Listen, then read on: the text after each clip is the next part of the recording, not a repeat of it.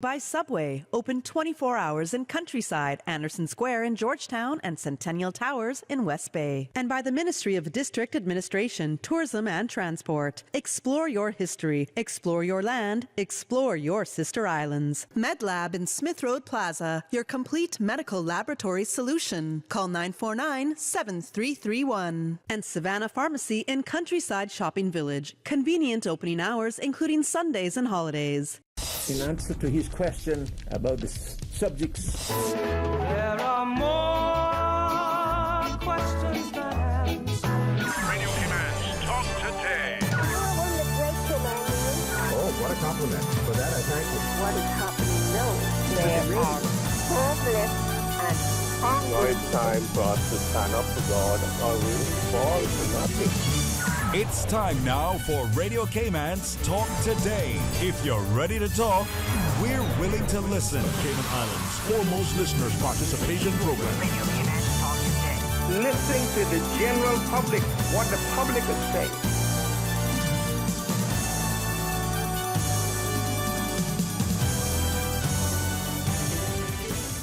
Hey, good afternoon and welcome. And thank you very much for joining us. We're going to have an excellent discussion talking about Dormant Day with Mr. Amanda Roberts. And then 1 p.m., Shane Noby Edwards is hoping he'll be able to join us as we celebrate his birthday on air.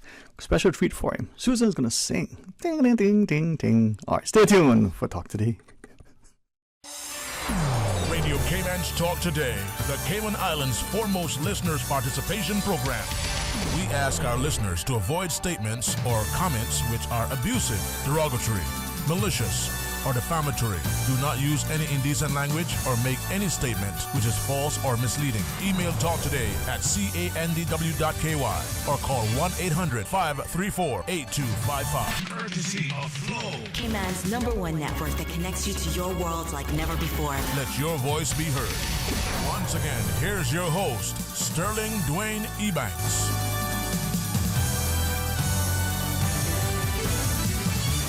Hey, good afternoon and welcome. And as we always say, knowledge is empowering, and through knowledge we can contribute. And I'm very grateful to Ms. Amanda Roberts for allowing our parents and the students increased opportunities across, many jurisdictions to be able to access different types of learning opportunities. So a very pleasant and public good afternoon and Happy New Year to you, Ms. Amanda. Thank you, and to you. It's lovely to be back here and talk about education and boarding schools, about which I'm passionate.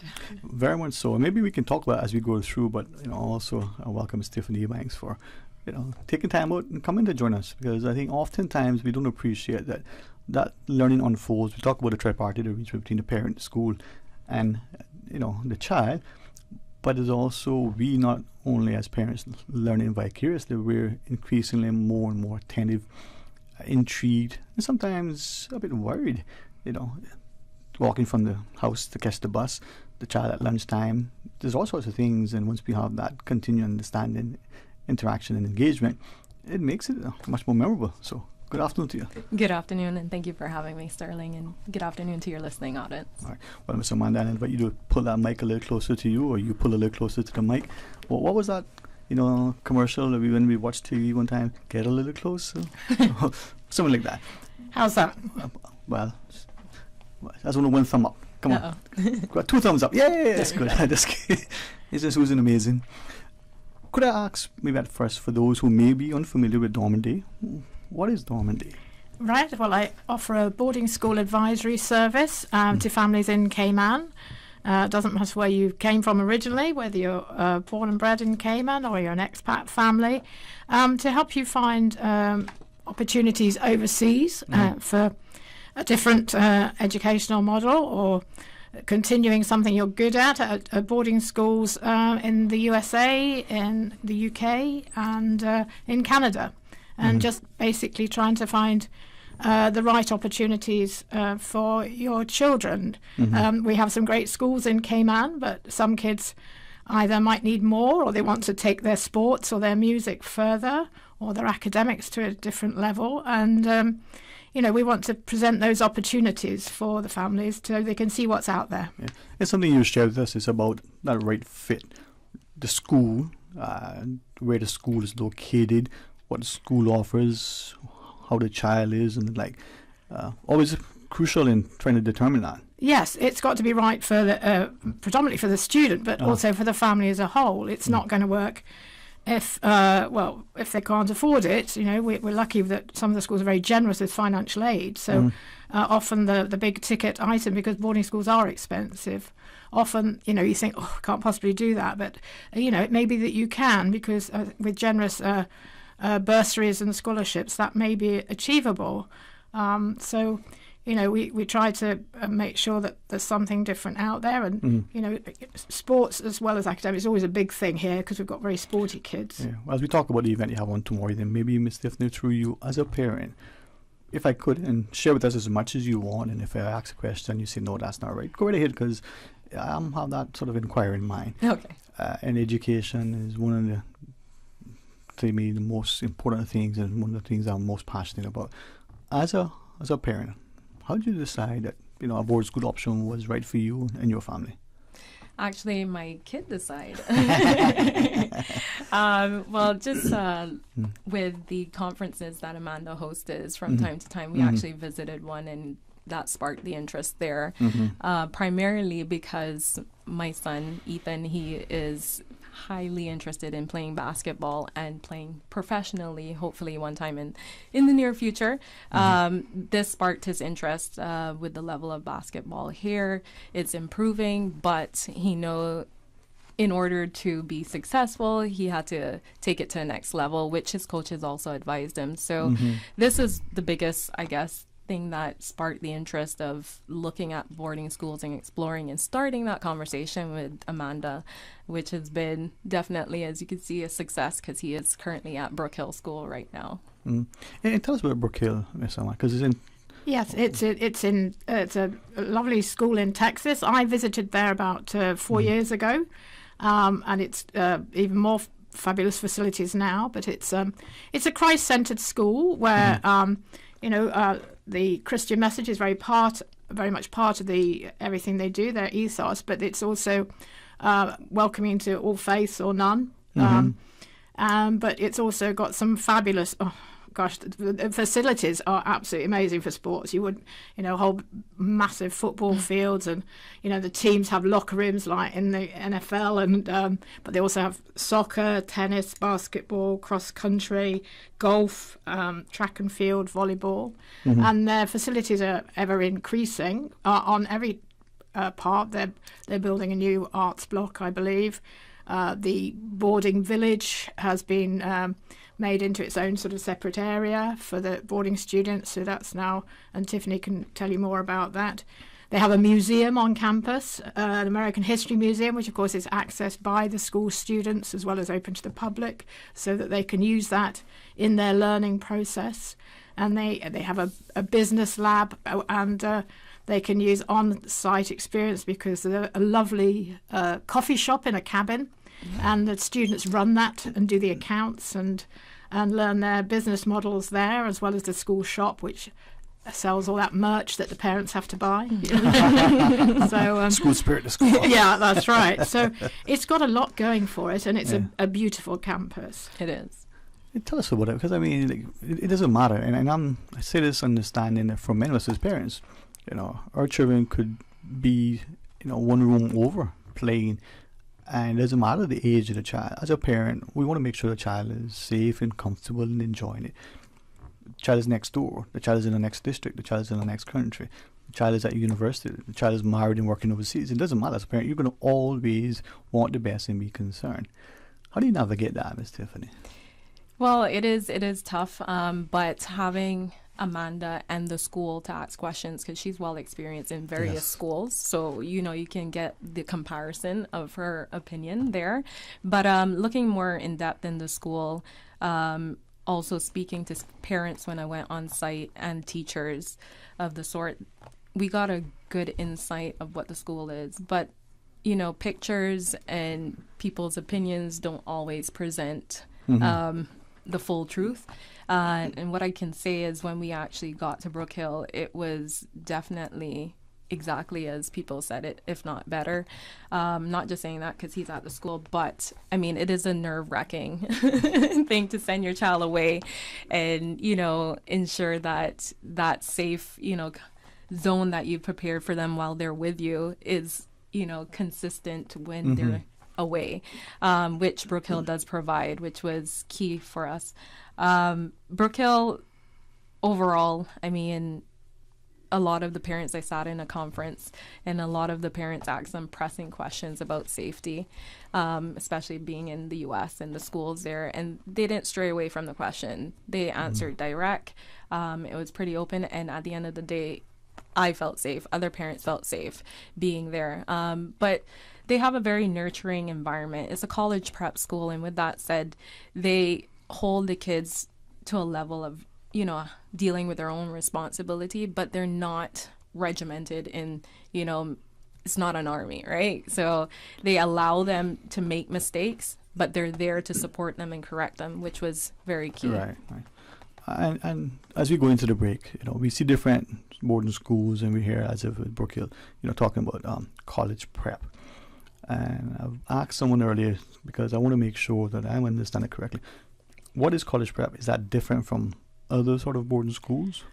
I think the emphasis is on the goal is to get to college. Obviously there's a whole wide range, particularly in America, where it may be more vocational. It doesn't always have to be high level academics, but the goal is to get to further education in college. So they're preparing you for college in terms of your academics and your sports.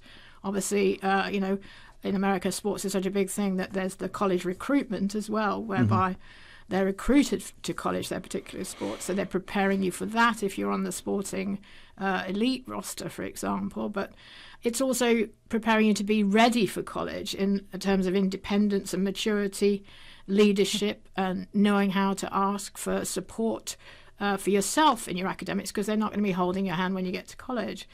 Tiffany was telling me earlier how, Ethan had to learn a bit of that independence. He wasn't quite ready, but they all have to do their own laundry.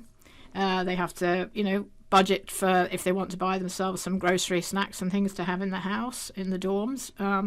So they have to start that process. So it's not just the academic process. It's giving them their confidence and skills to move into college life. So when you come back from the break, Ms. Tiffany, through you, I want to ask a couple of things. You referenced that Ethan was sort of a driver for this, and we've known through Ms. Amanda in the past that many of the children are asking their parents, hey, is this an option that we could pursue financially? Are we ready for it? In terms of that maturity, it isn't like the perception we had in the past where the parents, trying to do the very best, would send the child to make sure that this is, the best option available. So talk about how the child would drive that. And then could you maybe give us an insight from the parent's perspective more about the campus, what that looks like from the parent's eye, what the parent has garnered from the child's eye? Yeah, absolutely. And then we can talk more to you, Ms. Amanda, about the whole process. Absolutely. All right, well, when we come back, if you have a question or comment, we're focusing on adult alternative education. Give us a shout and share your thoughts. So stay tuned for Talk Today. Busy, busy, busy. Feel like there's not just enough hours in the day.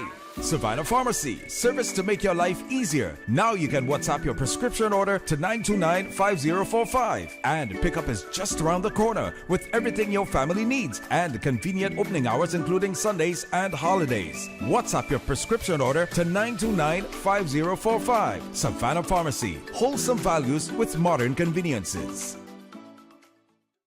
From boat days to beach gatherings, leave the catering to Subway. Choose from small and large sandwich platters, double meat wrap platters, and top it off with optional cookie platters for dessert.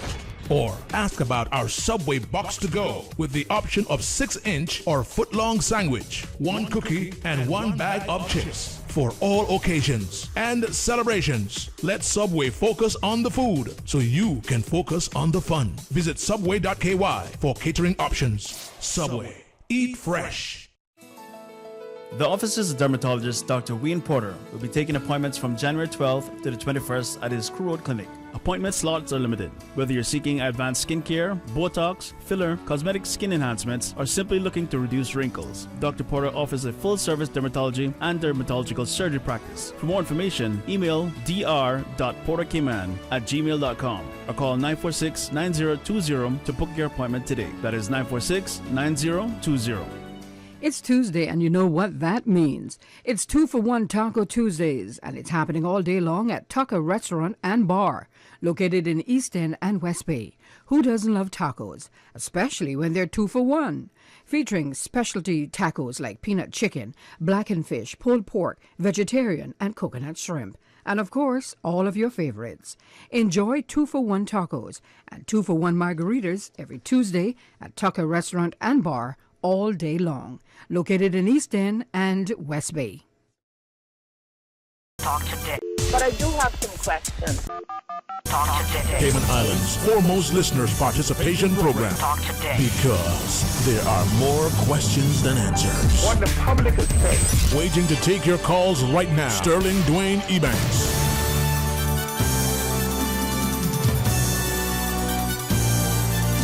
Hey, good afternoon and welcome back. Thanks for joining us, and thanks too to Miss Amanda Roberts at Dorman Day as we talk about the Brook Hill School, Christ Center College Prep School in Texas, and Miss Tiffany Ebanks, one of the parents who, through you, we kind of want to understand.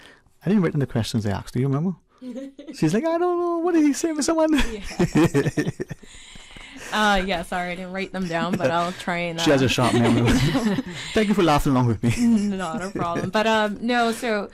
The campus in itself is pretty spectacular, as Amanda said. They have their own village there, and they have the cabin, which is a coffee shop, but they also use it into the curriculum.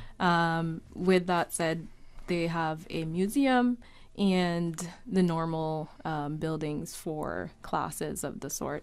I don't know if there's a particular thing you're looking at in regards to the campus, or it's, I had the opportunity to sort of go online and look, and I think it's brookhill.org, right? Yeah. You want to say what part of Texas? So it's in Bullard, but it's in... The town is called Tyler, which is the Rose City. So it's about two and a half hours, depending on traffic, from Dallas, which is quite convenient because there's direct flights from Cayman. So you fly into Dallas, Fort Worth, and then you drive across. Correct, yes. All right. Or you could then take another flight to Tyler, which is, saves you a little time. I think some of us would be somewhat familiar for some reasons with Tyler, Texas. But we won't say anything, right, Miss Amanda? She's like, look, what are you saying? And the question we also wanted to know, it was sparked by something that you said, but Miss Amanda reminded us in the past. The many times it's the child who is asking the parent, hey, is this something that we can do? And you say Ethan was the one who said, it's not so much driven by you as parent, but him as child student. How did that play out?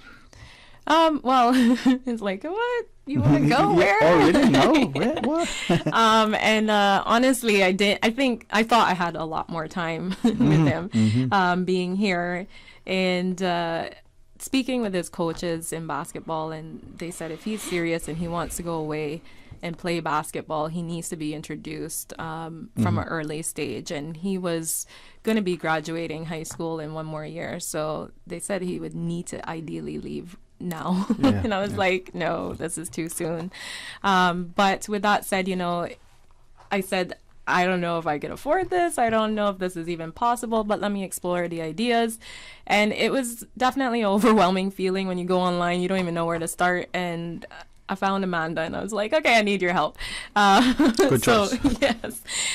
From that, she basically asked us what we're looking for. I asked Ethan what it is that he wanted. We knew it was basketball, right?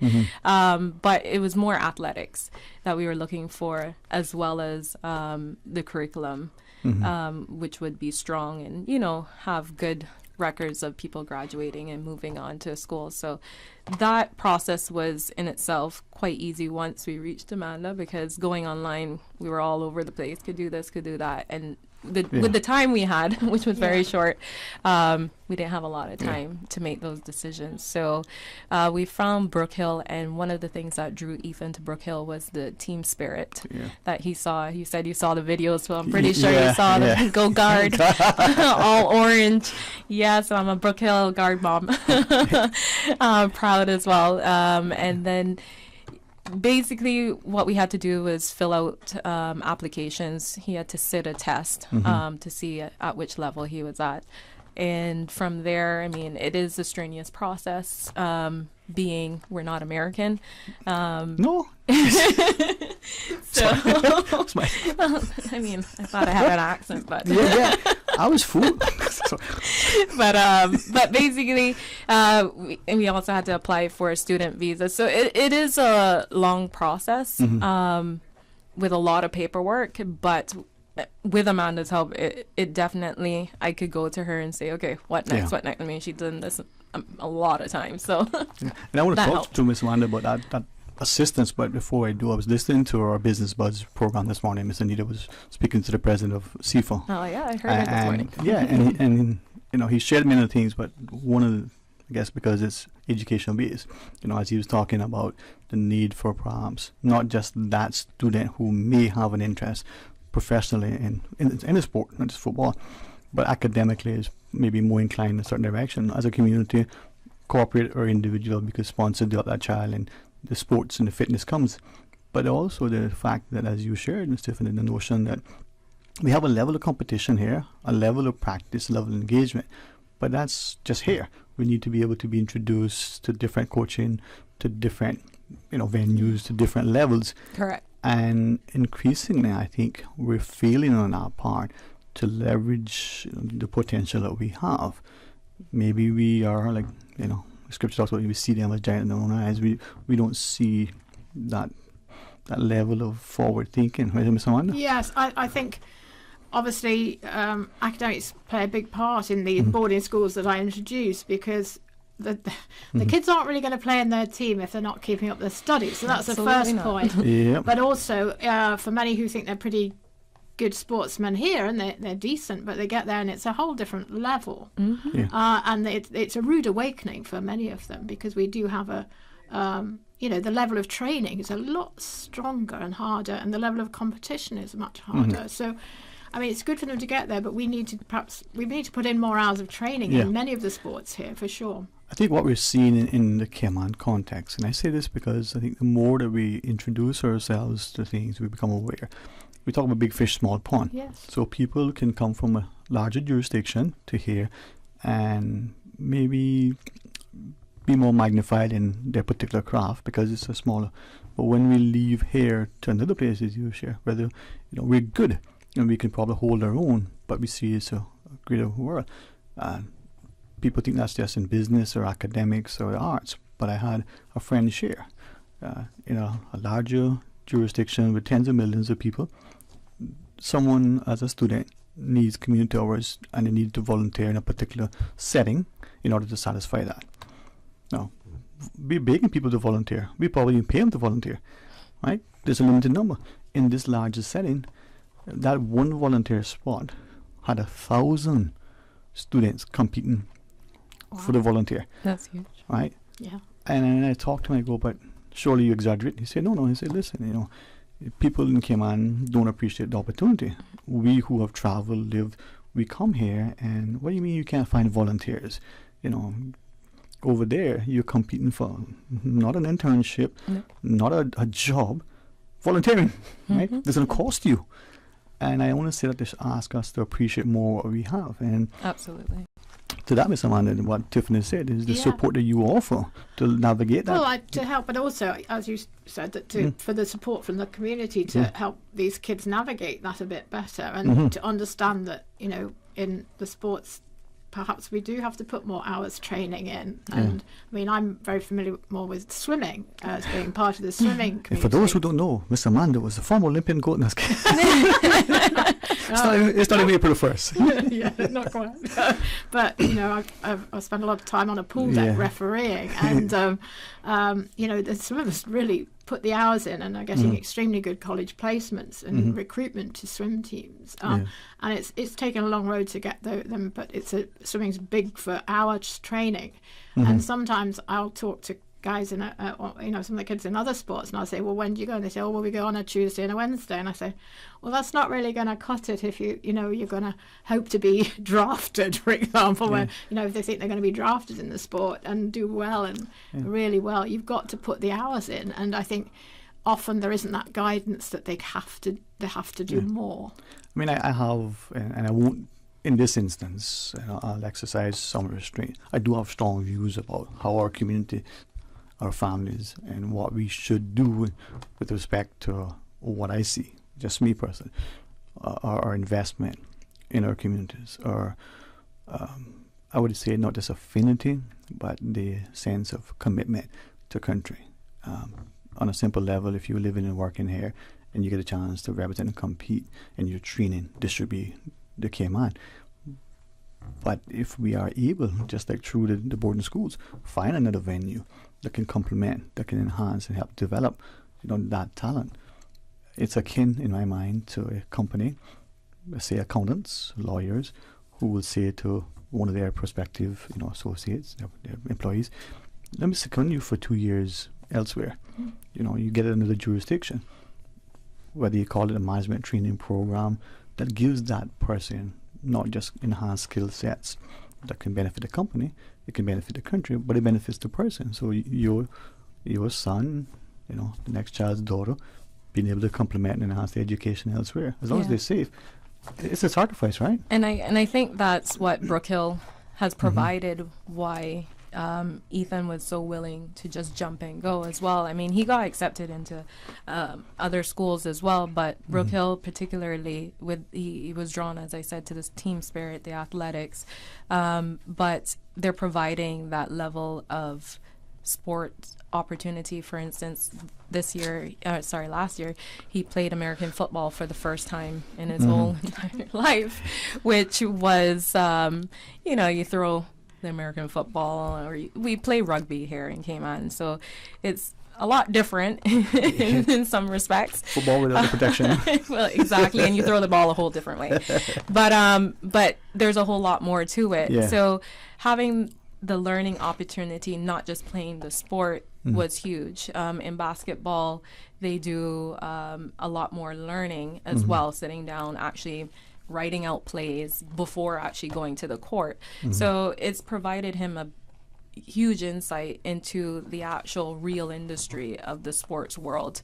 Whereas here, the coaches are really great, but the students have to actually have the willpower to continue going, because unfortunately, especially in basketball versus, as you said, swimming, the competition that they get is very limited, and COVID obviously didn't help that with the decline. So so looking away at schools, I think one of the biggest things that I want to say is people obviously think the cost aspect to it, but they stop there rather than exploring the idea. And I think if your child has expressed interest, you should explore, because you never know until you know. Yeah, exactly.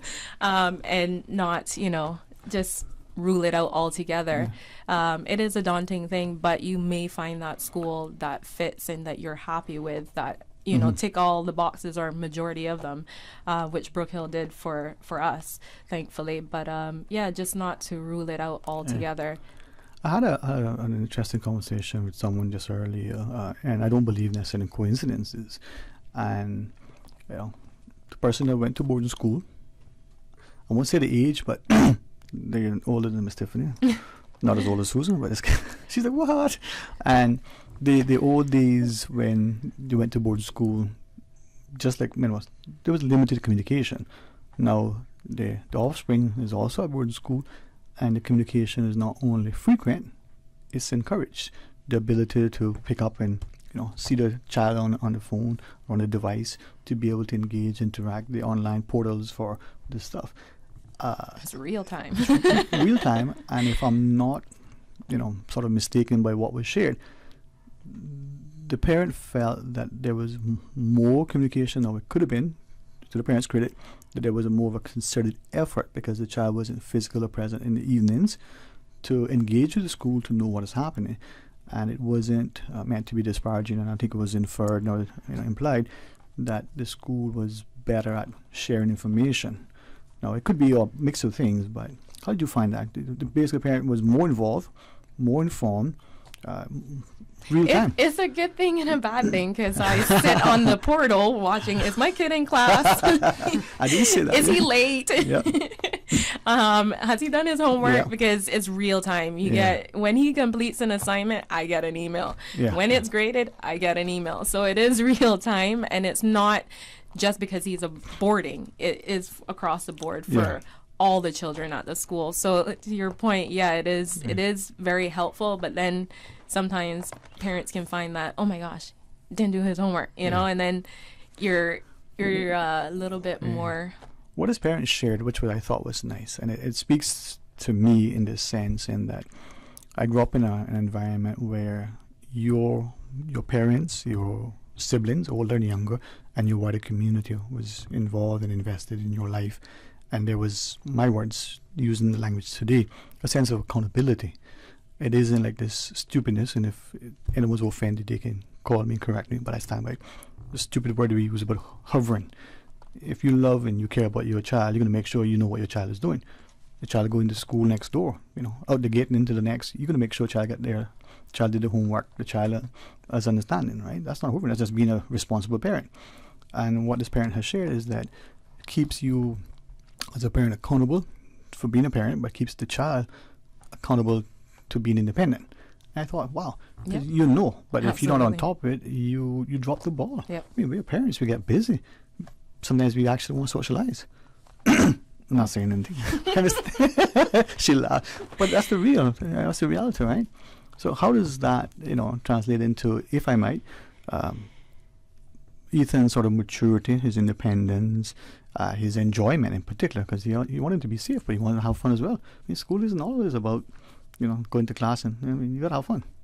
Yeah, so I think for when he first went, which was kind of normal for most people, is it took some time to, you know, meet friends and actually integrate into the community.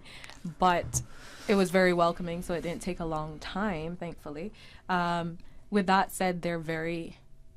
They go out on trips every weekend, and it is Texas, so you know you could travel quite a distance and you know go to a basketball game or go to the skate park or watch a movie close by or go shopping at the mall. But they keep them very engaged, which I think for Cayman there's only so much you can do, even though it's still enjoyable, which is definitely a more of an experience for him than what he got here locally, unfortunately. But I mean, that's the thing with boarding schools and where they are located, is the different opportunity they can have at the end of the day.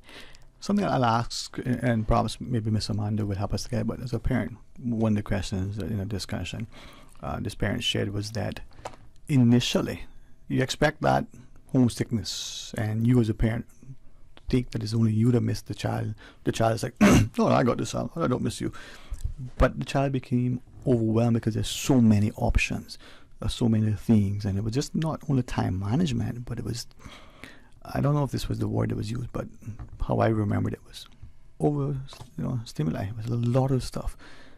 Could you speak to that? I mean, if it's well, I laugh because I always say I'm that helicopter parent, always you know what my child's doing, make sure he's doing it. You're the responsible, loving, nurturing parent. Well, I don't know if the kids would think that. I'm telling you, that's what you are. So him not having that was definitely a big wake-up call, and did take some time for him to take his responsibility serious. But and I was kind of calling the school like, okay, you know, what are we doing about this? And they're like, you need to give him time. And that's why I really appreciate with the school, they were there for me 100% when I'm the one freaking out. Okay, he's not doing this, he's not doing that. They were just there for me to say, okay, you know, he has to do it himself. No one can make him do it.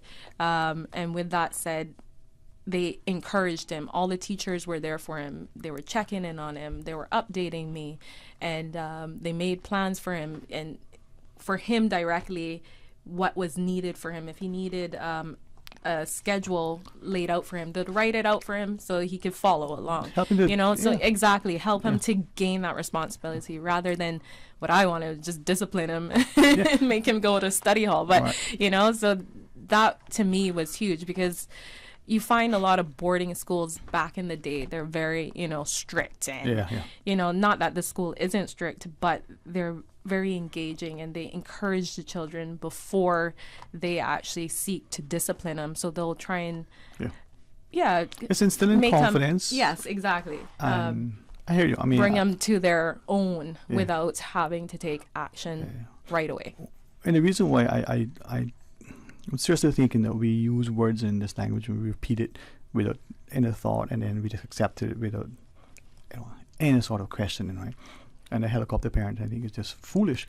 One of my sisters was impressed upon me. You need to be engaged, involved parent. You can't be a lazy parent. To me, what you did was sensible. Now, some of us as parents would do everything for our children without realizing that we're not giving them a sense of responsibility and accountability. But at the same time, if your school, like many of us, sink or swim, throw you off in the deep end, and you flounder, some will survive, but the success and the enjoyment and the fulfillment won't be the same.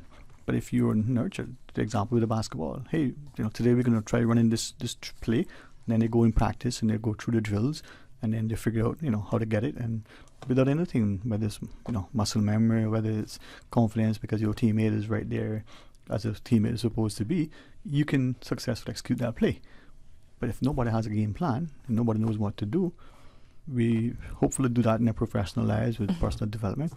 Why do we think we should do less for our children who, hey, sometimes they have no clue how to get where they want, much less to know where they want to go. Yep. So they need guidance. That's for sure. Back to Miss Amanda. I mean, you're guiding the parent, you're guiding the child, navigating where, what. And I think to your point, the overstimulus perhaps is again, it's finding a school that suits the child as well. Mm-hmm. Some kids want that; they want to have all the choices, all the bells and whistles. Mm-hmm. Other ones might prefer to a more rural location where it's a little quieter. Mm-hmm. They'll still get their Walmart trips on the weekend, I'm sure. But, there might be a farm on the property, or where the kids look after the animals, or nurture the plants, or grow some vegetables. There's something out there. It's just finding the right one that will suit. And, every kid is different. But I think part of the process of the boarding school is navigating to make those many things that are happening on campus or are offered to you the same as in life. You're going to go to college and you can pick anything. You can go, and mum and dad's not going to say you can't go there and be back in at midnight. Exactly. So we can try. We can try. We do try. We do, yes. And the child will tell you something, and just to pacify you, and you will believe it. And of course I didn't stay all night. Me, no. Now the child is like, man, I got to get home. Yeah. So it's helping them make those good decisions at an earlier point. Yeah. And choosing what they like best, but obviously in the process of putting these options of boarding schools on the table, we try to put the options which are going to speak to the child and to their family. Now you have an information session coming up. Yes, we do tomorrow. It's very exciting. So that's the day after today. It is Wednesday. We're going to be. We have Hope Cooper from the Brook Hill School joining us. She flies in today, and we'll be at the Compass Loft tomorrow at 6:30. Mm-hmm. She'll be doing a presentation at 7. We'll be having some question and answer, and Tiffany's going to be joining us. So there'll be lots more mum questions for her, and my family too, I hope, will join us. And, we're boarding school parents too, not from Brook Hill, but, there's a lot of experiences that are similar. And we're looking forward to people coming out. Please do let us know you're coming, because we're going to provide some refreshments. So if you're coming to the Compass Loft at 6:30 tomorrow to meet with Brook Hill, do let me know. You can call me on 936-3676, or you can email me at admin@dormanday.ky, or go onto the Dorman Day website. I think, whether your child is just about to enter primary school or entering high school, it's never too early, to start considering. Not or at is all. it? Not at all. No. Yeah. It's just exploring your options out there, whether it works for you or it doesn't. Many of us would go to open houses. We don't have any financial plans or desire at that stage to build a house. It doesn't stop us to go window shopping, as it were. Absolutely. So this might be, if nothing else, it might make you aware of what's available, what maybe you could be doing more for your child here while the child is here. I just believe that knowledge is empowering, 100%. And through it. So tomorrow evening, 6:30, you said? 6:30 at the Compass Loft. Mm-hmm. Okay, and we all know where that's at. The Compass Loft. Miss Susan, you want us to take that break now, Mom? Alrighty, and I think it's going to be a 15-minute break. Let's get intermission. Miss Amanda, thank you very much. Mr. Tiffany, I know you had to get back to work. To your employers, yes. She's a wonderful employee, a wonderful ambassador for your company. Thank you for letting us keep her for a little bit longer while we were facilitating the breaks. Yes, thank you. Any quick closing words from you, Miss Tiffany? I just encourage everyone to come out to Brook Hill presentation at the Compass Loft. And also, if you don't make it, reach out to Amanda if you're interested or your kids are interested in boarding school. There's a lot of opportunities, not just sports, as my son was interested in, but in many different aspects. But not to put it out the way just because you think it's not for you or your child. Just have a look. Okay. And to you, Miss Amanda, final thoughts as well? Yes, I encourage you. I'm here on island. I encourage you to come and visit me anytime. Give me a call to explore your options. It's not about making your kid go to boarding school or sending your kid to go to boarding school. It's about them leading the charge, putting options on the table, and seeing what we can do to make them grow and get on a successful path. One last thing I would like to say about Brook Hill, if and that your point is to start early and have a look early, is if you do get into boarding school in Texas, certainly, and some other states, but particularly here, you can, if you go from grade 9 or even potentially grade 10, you may be eligible for in-state fees at universities in Texas. Which is huge. Yeah. As a parent. Hey, listen, that's a big difference. It is. There's a sort of 36 months guideline rule. It's not always cut and dried, but you certainly if you start in grade 9, which is our year 10, and potentially if you start in grade 10, our year 11, you may have that eligibility for the in-state tuition fees for college, which would be massive. Questions that you can answer and help them to navigate. Thank Absolutely. you, Miss Amanda. Thanks for having us. Thank you again for having us. And all the best to Ethan. Not just a wonderful academic year, but a truly safe and enjoyable schooling time now and through his, post-PhD. Thank you. All right, we're going to pause. Do you see my friend, Miss Susan? Is he here yet bringing gifts? It's his birthday. So happy birthday. Happy birthday, Nobi. Come and join us, man. Stay tuned for Talk Today. For medical lab services in Cayman, go straight to MedLab. For a full range of medical services, pleasant, clean and comfortable environment, no long lines and affordable fees, visit MedLab at the Smith Road Plaza. Open Monday to Friday, 8:30 a.m. to 5 p.m. and half day on Saturdays. Call 94973. Wouldn't it have been grand if you had purchased land 30 years ago? It may not be 2020, but a perfect vision has never been more clear. Cayman Brac and Little Cayman, poised for growth with an eye on the future. Your land, your history, your future. Discover all that our sister islands have to offer.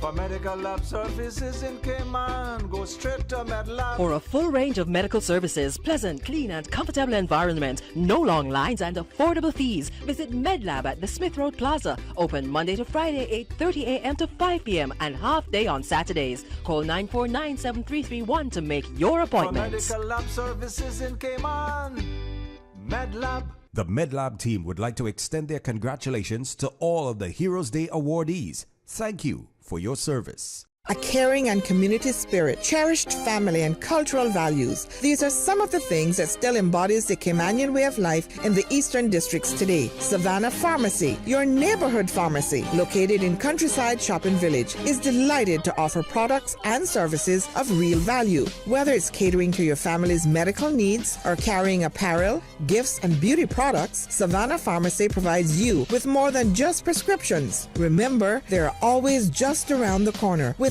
everything your family needs and convenient opening hours, including Sundays and holidays. Savannah Pharmacy. For more information, call 946-3336.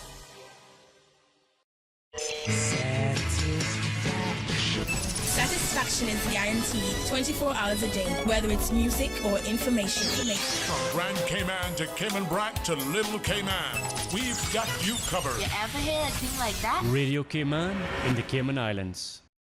Today's biggest news. Radio Cayman, your voice, your choice. Local, regional, international. This is Headlines from Radio Cayman's newsroom. Today's biggest news. With your latest headlines, I'm Felicia Rankin-Zollins. The Public Lands Commission requests the assistance of the public to identify and recover 2 public beach access signs that were removed without authorization from 2 registered public access locations in West Bay. Anyone with information about the missing signs is asked to contact the Public Lands Inspectorate by phone at 946-7110. In international news, a man has been arrested on live TV in the U.S. state of Indiana after his 4-year-old son was seen waving a gun. Shane Osborne was charged with neglect after neighbors reported a child in a hallway carrying what they believed to be a handgun, police said. The arrest was filmed on the TV show On Patrol Live. The show aired surveillance video allegedly showing the boy playing with a weapon and even pulling the trigger. Madonna is to celebrate the 40th anniversary of her breakout single Holiday by embarking on her first ever Greatest Hits tour. The pop icon will perform music from her entire career, from 1983's self-titled debut album to 2019's Madam X. The 35-date celebration tour will see her also return to arenas and stadiums after the experimental theater-based Madam X shows in 2019 and 2020. Some of those shows were called off as the star battled knee and hip injuries. These are your headlines. I'm Felicia Rankin-Zollins. For the latest in news and information, follow Radio Cayman on social media, Facebook, Instagram, Twitter. Download the Radio Cayman app or log on to our website, radiocayman.gov.ky. Radio Cayman is pleased to feature this special Sister Islands historical vignette brought to you by the Ministry of District Administration and Lands. Explore your history, explore your land, explore your Sister Islands. Hinton Roxroy Connolly was born in Creek, Cayman Brac on the 9th of September 1937. The second of 8 children born to Henry Kitchener Connolly and Olive Connolly, fondly known as Big H to his family and friends. Like so many other Caymanian boys and men, young Hinton went to sea at the tender age of 17, working with national bulk carriers for 5 years. During his tenure at sea, Hinton sailed on many different ships, namely the Ulysses, Old Titan, St. Clair, Petrolor, Petra Sea, and Petra King. He sailed between Portland, Maine to Venezuela. Radio Cayman is pleased to feature this special Sister Islands historical vignette brought to you by the Ministry of District Administration and Lands. Explore your history, explore your land, explore your Sister Islands. Explore your history, explore your land, explore your Sister Islands, the ultimate staycation experience. Your culture, your freedom, the land that time forgot isn't gone. It's your Sister Islands. Discover all that our Sister Islands have to offer. Is your child looking for a new academic challenge or to take their sport to college level? Dorman Day, your boarding school experts in Cayman, are pleased to welcome the Brook Hill School, a leading co-ed Christ-centered boarding school in East Texas, preparing students for college and for life. Join us at the Compass Loft on Wednesday, 18th of January at 6:30 p.m. Learn more about Brook Hill's academic and arts program, business lab, on-campus museum, championship sports, and boarding village. Call 936-3676 to register. They say variety is the spice of life. And that's why at Subway, we're introducing the new Boneless Hot Sub. Say what? The premium sub brings new ingredients like spicy breaded boneless chicken, French's crispy fried onions, and buffalo wing sauce, bringing a zesty and flavorful experience with every bite. Add some of your favorite veggies, cheese, and ranch sauce of your choice of freshly baked bread for the ultimate boneless hot sub. For a little spice in your life, try the new Boneless Hot Sub from Subway. So good and tasty. And make it a meal with a drink and chips or cookies. Subway. Eat fresh. Increase your chances to win during the Rubis Pure Joy promotion. Don't miss Double Stamp Tuesdays and Thursdays at Jose's Rubis. Reflections offers you gas for less, and each time you fuel up at Jose's Rubis, you can enter to win weekly prize giveaways, plus the grand prize of a beautiful piece of land in Grand Cayman. I'm sorry, what? What did you say? Yes, Double Stamp Tuesdays and Thursdays are back at Jose's. Lower priced fuel, awesome prices, and your chance to win a $150,000 piece of land. Don't forget, on Tuesdays and Thursdays at Jose's Rubis, you not only get gas for less, you get double stamps to enter to win a $150,000 piece of land in the Rubis Pure Joy promotion. Be entered to win in the Rubis Pure Joy promotion by January 27th. Has a free online prescription service? Managing your health and medical requirements has never been easier with ValueMed. Simply visit value-medpharmacy.com. That's VALU-medpharmacy.com and click the Refill Prescriptions tab on our website. Fill in the information for new prescriptions or refills and choose your preferred pickup location. ValueMed on Walker's Road or Town. Then bring in your original prescription from your doctor when picking up. There's no need to stand in line and wait for your prescription. Save time and pick up prescriptions at your convenience by visiting value-medpharmacy.com. That's VALU-medpharmacy.com. So Ray, are you ready for another See What I'm Saying? Okay, Dwayne, so we're back. So I just want to wish everybody a happy new year or a happy, successful revolution around the sun. What's in store for us this month? Yeah, Dwayne, the topic this month for See What I'm Saying is Norwegians. Norwegians?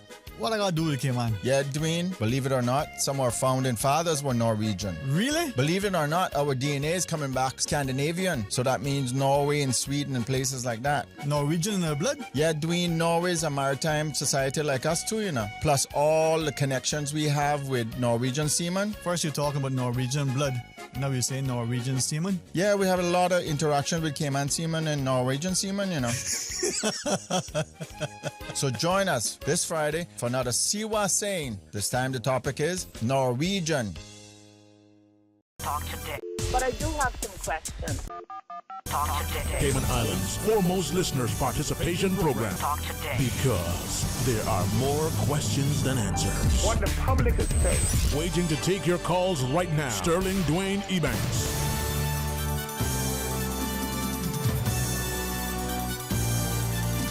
Hey, good afternoon. Welcome back. Thanks for joining us. It is open line, and I'm hoping that as he's celebrating his birthday today, Shane and Nobi Edwards will be able to come along and be a part of our discussion. No, he's like many entrepreneurs, small business owners, are busy trying to ensure that they take the necessary time to invest in their businesses. But I'm grateful that he will come in and sit with us. It's going to be open line though. Talk to us. Share your thoughts. Ask your questions. If we look at where we are in history, it's important that as a people we come together, and I'm hopeful that what I say is not only appropriate and responsible and respectful, but it's encouraging. Let's go to the phones. Hey, good afternoon and welcome. Thank you for calling. Good afternoon, Mr. Sterling. How are you today, sir? Brother George, sir. Blessings to you. How are you? Like flour. Now, is that what kind of flour? Because, I mean, it could be... Sifted flour. Sifted flour. Whoa. Oh, you fine then? So, fine, yeah, but you know what happened after you sift it, right? Tell me. You're getting prepared to go in the oven. Well, depending on how old the flour is, you might have found weevils and you got to discard it. You might decide, this not the flour you want. I mean, you might mix it with some cornmeal, a little salt and baking soda. I mean, never know. Listen to me. Even if it got weevils in it, once you sift it, the next process, you know where you're going. In the fire. And what fire does for you? Refine you, right? The refiner's fire, huh? Yep. So, Mr. Sterling, I'm still, I guess you sick of hearing me complaining. No, I'm not sick, man. I'm not complaining. I'm doing what the old people say. Finding fault. Talk to me, and I'll help you. Traffic. So, okay, go ahead. And people that living on the island. Can the government help us? The trafficking getting no better.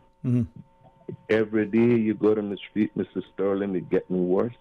And, I was talking to some foreign people few days ago that living here now and working here, and I felt so sad. While they were talking to me, I started praying to myself for them.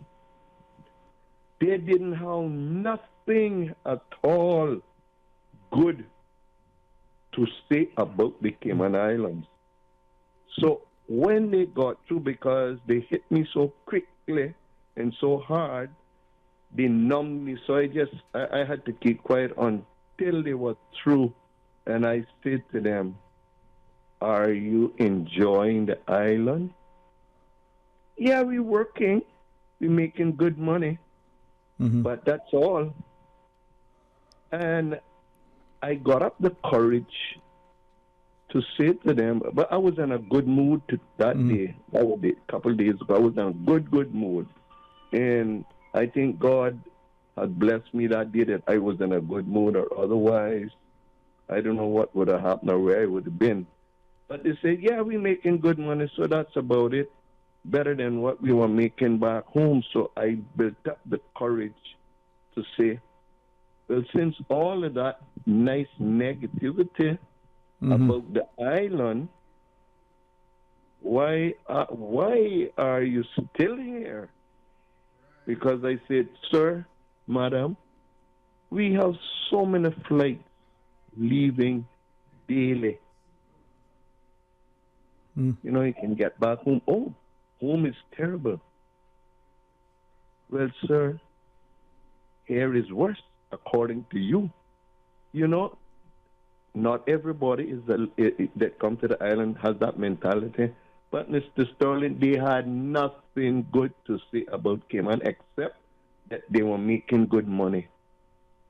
I mean, that hurt me as a born Caymanian, born and raised in Georgetown 73 years ago. You know, where are the Cayman Islands? What are we doing? Because the Caymanians have been beaten down so bad that they kind of give up, but I still got one little bit of strength left. Every night I go to bed, I ask God to give me more strength, you know, that I can continue with this battle, because it ain't getting no better. I hear a few days ago, it could have been on your show yesterday, I'm not 100% sure, but I heard where, I think it was my good friend Mr. Nicky was saying that we need a union. For years, Dr. Frank McPeel been speaking about that. For years. And nobody has paid him any mind. Mr. Nick has been pounding it as well. Myself has been pounding it. But there's no way, because that way, maybe the Caymanians that are out of work could get some jobs, some work. Because a lot of these people, and you heard me say these things, but I got to keep repeating it, because you have to keep pounding it on till change come, Mr. Sterling. We got a lot of people here that say they contractors, but when you tell them 7, 16, 15, 16, 13, 16, 11, 16 on the tape, sometimes they have to use their fingernail to mark it. And they get deposits, and when they get deposit, right away they're going to send their money home to MoneyGram to their family, and they hack up and slop up the job that they took the money for. And then when it's all messed up, and our own people, the own Caymanian people, don't want to give the Caymanians, their own people, their own brothers, the job, because for cheapness. And I always remembered my good boss man, Mr. Elroy Arch, God bless his soul. He said that one time the Chinaman told him, good things not cheap, and cheap things ain't good. And I remember that, and that's for a fact. And then Mr. Sterling, has to call the Caymanians to come and to redo what the foreigner that they gave slop up the job to do. whether they should give it to the Caymanian one time and done. And I'm encouraging the Caymanians that when they get these calls from their own people to come and redo what they gave deposits to the foreigners to do, don't go to do it. Don't go to do it.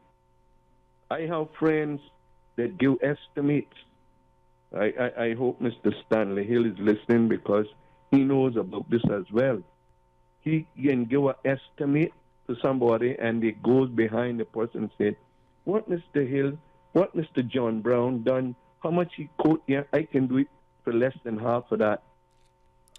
And when these foreign people get on the job, the grandmother come in, the uncle come in, the nephew come in, the sister come in, the aunt come in, the brother come in, my father-in-law come in, and my brother-in-law come in. But no Caymanian get no job. Right. So, Mr. Sterling, yes, sir. Caymanians, the Cayman Islands is in a mess. So how do we? In a mess. We need stronger laws. And I repeat this, Mr. Sterling, I travel a lot of places, and the first thing you walk in to these restaurants or these hotels, sometimes you see the name tag on them. Where are you from? I am from so-and-so. They are not hiding where they're from, and they are from there. They get the first preference in their country where they're from. This morning, I called a certain place to ask for a quotation for something. The person was a foreigner, and the quotation that they gave me, after I had to explain to them 7 times, the quotation that they gave me, I know that could never be right. So I called back, and then the Caymanian lady that worked there, she answered me and told me, who told you that? I know nobody from this office never told you that. I say, well, and I pointed out to her who the person was. I said, well, you go and talk with him. That's what he just quoted me. And they couldn't understand English. But you say understand English. I don't know what Caymanian doing. In all of the governments are the same thing. Yeah. All the governments are the same thing. The government just sit back and they relax. They're relaxed after they're in now like a year or so. Not all of them, but some of them are relaxed and they're not concerned about me or you anymore. But if I can... What are we going to do? That's the question. And I will leave you there, Mr. Sterling. I know other people won't call on. But I want to ask them, ask my people, ask my government, what are we going to do to cover and protect their own? So tell us, from your perspective, what do you think we should do? You said you called to complain. Now let's find us some possible solutions. They may not be viable, but even just brainstorm. What do you think we can do? What are some of your suggestions? Mr. Sterling, this is an old story. Yeah, fair enough. It's an old story. Put the people of the Cayman Islands first. Give them the first preference. Give them the first preference. Not because I'm your friend that I go. So let me. And then you call your brother, your sister from your country.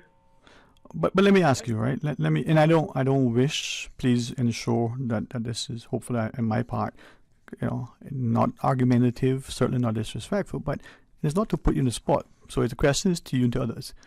2 things, One, if we, as the voter, if we are not engaged, involved, informed, and active, then whose fault is that? Mr. Sterling, not that they came in, not after they beat us down so much. Okay. We not got no strength, and we not got no help. Okay. So let me. Okay, and I'm always. You can always put me on the spot. I'm always on the spot. I get that. You're a man with good intellect and good courage. So let me then ask you, right? If the people on the different boards, the people in senior leadership position in government, if the people we elect, if all those are Caymanians and Caymanians are involved with the electing and the appointing and the like, isn't it then that is the Caymanian and the Caymanians collectively that are either making the things happen either by what they're doing or by what they're ignoring to do, failing to do. Mr. Sterling, yes, sir. Let me stop you quick. Yes, sir, please. Not all Caymanians on the board. No, I didn't say that. Yeah. Cayman people that, you got people that say they Caymanian, but they ain't got Cayman at heart, okay? They are Caymanian by paper, not Caymanian by heart. So are we saying then that just because they're Caymanian by paper, they don't have Caymanian at heart? No, they don't have Caymanian at heart. Are we also then by inference saying that just because you're Caymanian by generation, that you actually love, respect, value Cayman and Caymanians? We should. We should, but what if we have people who are, and I know this offends some people, but if we are Caymanian, whether by birth, by generation, or we just got it in the ink isn't dry on a piece of paper, in my mind we're Caymanian, right? So if we have the love, and as you said, have Cayman at the heart, and we're called Caymanian, then we need to exhibit that love and respect for our country, right? So what if there were Caymanians who go back generations, who really don't like each other? They don't even comfortable in their own skin. How do we address that? Well, that's an old story too. That's a common thing. Every other nationality work together. Let me tell you something, Mr. Sterling. Yes, sir. When the Caymanians go abroad, they work with each other just like the foreigners come and work with each other. But when we in our own country, we don't work with each other. We jealous each other. So how do you fix that? But Mr. Sterling, the answer to this, the Bible says, for the love of money. For the love of money is the root of all evil. The love of money is the root of all evil. We get gold, we want silver. We get silver, we want brass. We get brass, we want copper. We get copper, we want lead. We don't be satisfied with what we got. That is the problem, Mr. Sterling. I want to hear somebody else call. Yeah, man. I want to hear Caymanian call. You have a wonderful day. And to you, sir. I need to speak with you after the show, please. All right, give me a call. Thank you very much for that, Mr. George. Now, we've heard it a number of times. I've been saying it, hopefully, again, respectfully and responsibly. We need to find a way to unite. We need to find a way to ensure that as a people who live and work here, that while we live and work here, whether it's our intent to work here for the next 20 years, make a bag of money and then retire to the south of France or camp out on Cayman or, build a, vista somewhere up on the bluff, or whether it's in some other part of the world. Let's make where we are the very best, because we are doing our very best to make it so. And if, by the same token, while we're here, we are only about getting as much as we can, then somehow there needs to be a recognition of that by the rest of us to say, listen, you just finished eating, you just can't throw your bones down there because they could harbor ants and roaches and rodents. You just can't throw your plastic bag, your styrofoam cup, or your other thing. And sometimes, even if it's biodegradable, we shouldn't toss it there, put it over here. If the country... I say one thing, Mr. Sterling. Okay, yes. I witnessed the other day, I was parked in a parking lot, and there's an elderly lady who was living in the yard, and 4 foreign men, I'm not going to call the nationality, I'm annoying that. 4 men was walking past, and a fruit tree was hanging over the fence. And the 4 of them stopped early morning, and they picked the fruits like nothing. I would park in my car watching them along with another lady.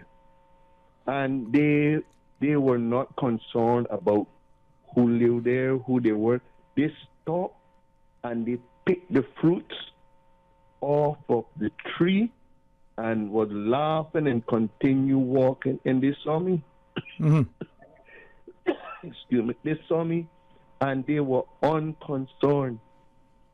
Although the lady spoke to them. And she said, "Can you leave some for the owner of the place?" And all the gentleman said was, "I'm sorry." They never consider asking the person. They know they are problem, work permit here or visitors. I don't know. But I know they wasn't from here. And it looked like they were going to work 7 o'clock in the morning. And they stop and they pick till they had enough. Yeah. What kind of fruits was it? They would never do that in their country. Yeah. Was it limes, breadfruit, mangoes? What are you picking? What kind of stuff they were picking? They were picking breadfruits. They were picking what the fruit they name some gawers. Some gawers. They picked till they had enough. They picked till they had enough, you know. And I was saying, oh my God, I said, look at that. Could I go to their country and do that? So let me ask 2 questions. One, when you were a child, or even up to 10, 15, 20 years ago, do you think that practice would have happened? Would people go into someone's yard and take their limes, their guavas, their mangoes, their breadfruit, their bears, their plums? Would people go do that? You make me laugh, Mr. Sterling. They came on your people and say, Mr. Sterling, can I get a breadfruit from you? They were going to ask. Right. So the Caymanian, I talk about the Caymanian people. No. They would have asked. No, yeah, and thank you. And I don't wish to interject, but so you're saying that practice would not have happened, and if it did happen, if someone, irrespective of who it is, was to do that to someone's yard when you were a child or 10, 15, 20, 30 years ago, whatever, what would happen if someone did that? You would have paid the price. You would have paid the price. You would have been chastised for that. Okay, so if that was the consequence, right? And we know sometimes if the yard was raked, you don't walk across it. So if that was the practice, that was the accepted norm, that was what the society expected, that was what would happen ordinarily. Nobody needed to know. What has changed and why are we allowing the change? Well, too much people on the island for number one, and they come here, like I say, the old people say when you go to Rome, it was the Romans do. But they're not doing what the Romans do, they're doing what they want to do. They're doing to survive. They survive anyhow they can. Mr. Sterling, like I hear what somebody's got to say about this situation. Because they say I complain too much, but I ain't going to do that till I die. Till breath leave my body, because I got right to talk here. I'm not going nowhere else in no other man's land and talk.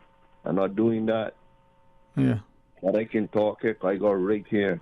And if I'm not going to right to talk here, well, I ain't got right to talk nowhere else. Right. So you have a good day. You too, sir. You too. You have as well. And maybe I would say to you and others, let's not complain. Let's ensure that we highlight some of these things with the intent of finding one possible solutions to them, but also the notion that as we bring a sense of reference to something, it may make others aware of it, and by so doing, we can, through acknowledging it, we can address it.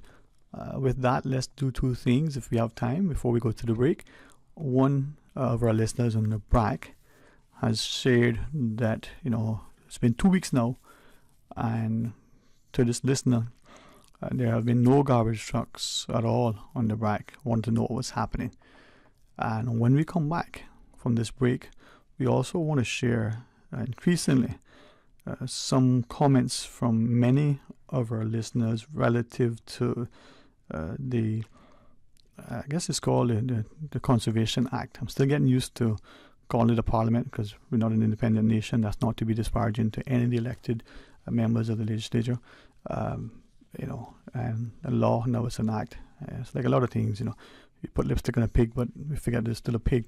So under this amendment, there are certain things that are transpiring relative to feeding chickens and the like, and people's perhaps misunderstanding and perhaps not quite appreciating the context. So maybe we can weigh in on that and you can share your thoughts. We're very grateful to Mr. Bothwell the other day, coming on and sharing. We can talk about anything.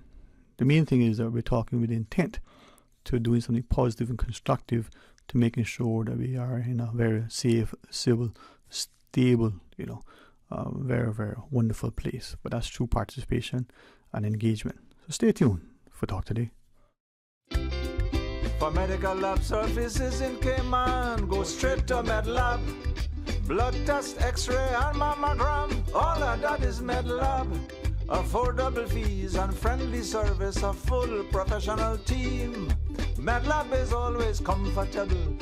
For medical lab services in Cayman, MedLab. The MedLab team would like to extend their congratulations to all of the Heroes Day awardees. Thank you for your service. Water Authority Cayman would like to advise customers in Cayman Kai of planned service interruption in the area to facilitate ongoing infrastructure works. On Wednesday, 18th January, between 9 a.m. and 1 p.m., customers on the following roads will experience service interruption: Water Key Road, Finger Key Road, Kaibo Crescent, and Camp Drive. On Friday, 20th January, customers on the following roads will experience service interruption beginning at midnight for 6 to 8 hours: Sandpoint Road, Sankola Close, Water Key Road, Kaibo Crescent, Camp Drive, and Finger Key Road. The Water Authority apologizes for any inconvenience these works may cause and thanks the public for their patience and understanding. Busy, busy, busy. Feel like there's not just enough hours in the day. Savannah Pharmacy, service to make your life easier. Now you can WhatsApp your prescription order to 929-5045. And pickup is just around the corner with everything your family needs and convenient opening hours including Sundays and holidays. WhatsApp your prescription order to 929-5045. Savannah Pharmacy, wholesome values with modern conveniences. Freedom, Cayman Rack. Freedom, Little Cayman. Soft breezes, blue waters, no traffic. Unwind and rejuvenate your mind, body, and soul.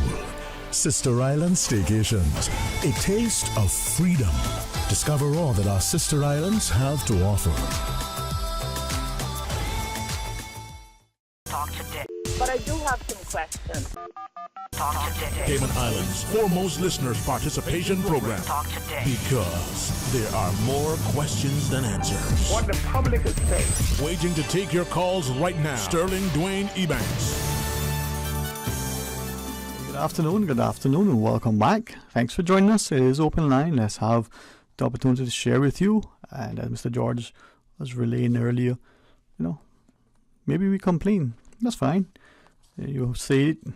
You may cause others to respond. They might correct you on what you say. They might join you and say, okay, let's now find a way to address it. Well, first we need to acknowledge it, I think. What do you think? 949-8037, 1-800-534-8255, or we can WhatsApp 925-3261 and share your thoughts. And as we shared just prior, one of our listeners in the back had indicated that for 2 weeks now, there hasn't been any garbage collection on the BRAC, and the Department of Environmental Health has issued a press release, indicating that the delays are a result of a series of mechanical failures experienced by the trucks, in addition to an accident with the loaded garbage truck early in the month. It reads that personnel from the Department of Public Works currently performing the necessary repairs, but the vehicle downtime still resulted in a slight delay in collections. And as soon as the document loads, the department extends its apologies and ask the public to bear with them. I think we have much in our country, and it's all about trying to figure it out. Well, let's go to the phones and welcome our caller. Hey, good afternoon. Welcome. Thanks for calling. Hey, evening, Dwayne. How you doing? Elvis here. Mr. Elvis, sir. How are you today? I'm blessed, man. Favored and truly, truly grateful, my friend. Yeah, listening to my family, the George. Boy, Georgia. Let me tell you something, and I listen to you good and clear.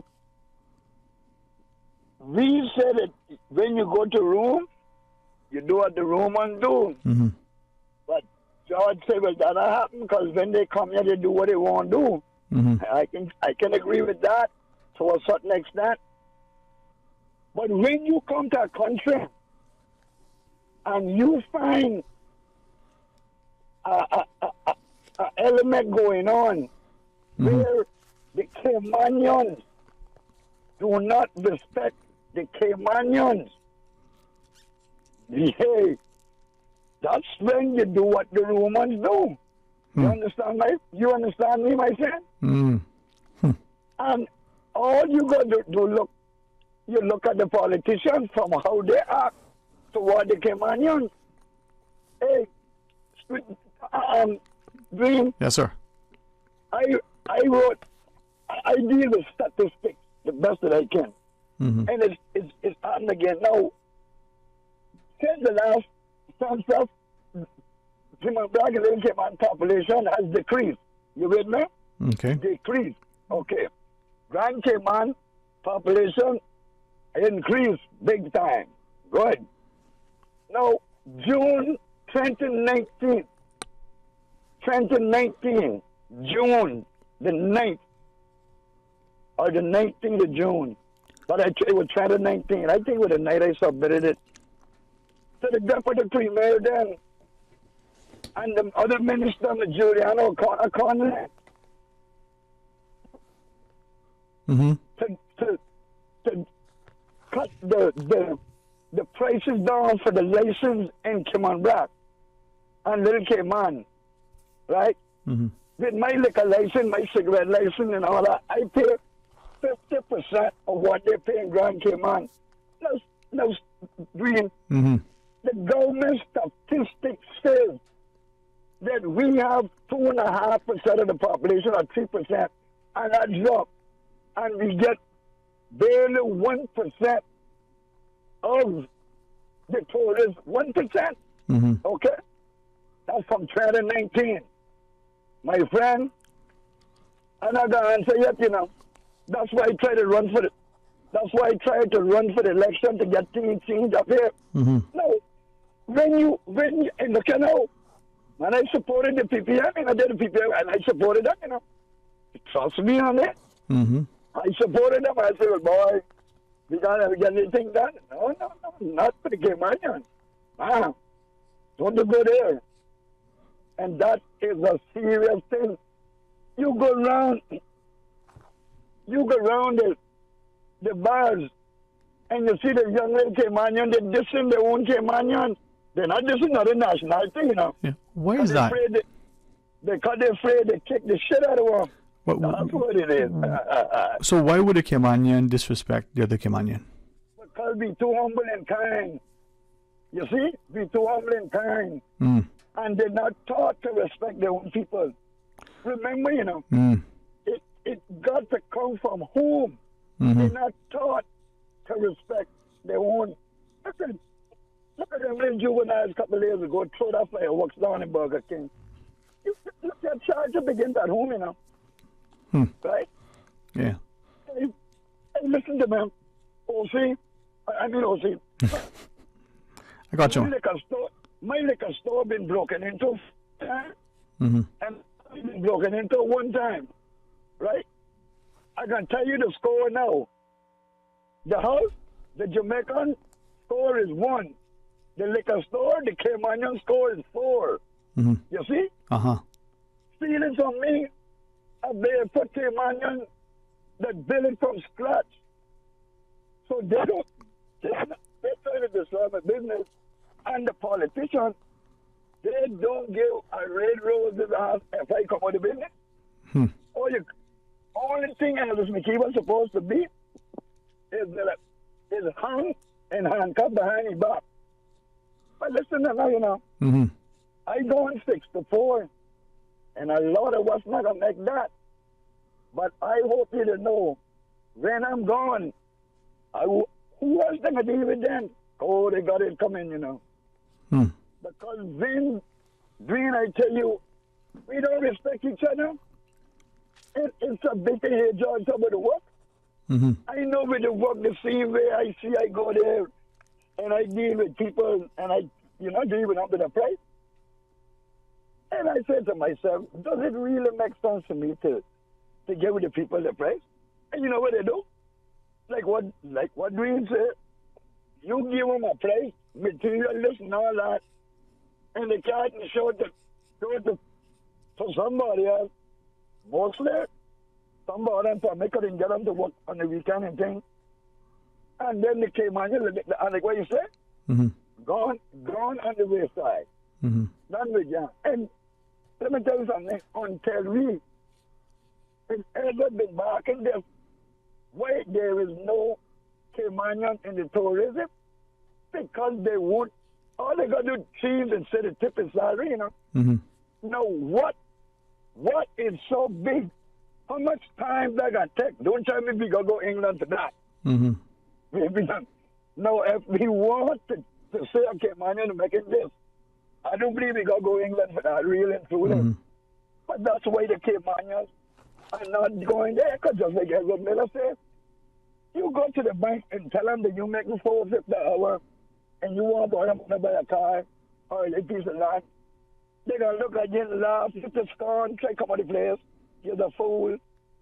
But when you go that you show them that you graduated this, and you just, then they can say, well, okay, it's part of my salary. Right. I can help you.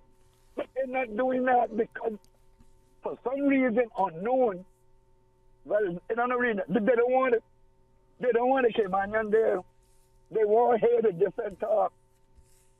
When you see, look here, I just said they disrespect each other, and we shame of each other. We shame of the little pick-a-head natives. They don't want them to meet the rich millionaire. I went to the Ritz-Carlton, and I couldn't believe it. The doorkeeper, he sounded like from Austria or somewhere, European, about 6 foot something. Opening a door, you mean tell me that we that dumb that we can open the door and say good morning, good evening? Come on now. No. Yeah, it's something. And look here. The only thing is happening, hopefully, and but when we get out this stigma that the worst thing that's happening to the Cayman Islands, a little bit of ganja, and we can ever move away from that there, and educate our children. Because I taught all my children, my grandchildren, I said, look here, try to get a little bit of education. You mightn't be able to be a bank manager, but try to get something that you can hold a little job somewhere, right? But all of the money that is flowing through this country, and Bob Marley said this, you know, in the abundance of water, the fool is thirsty in the rat race.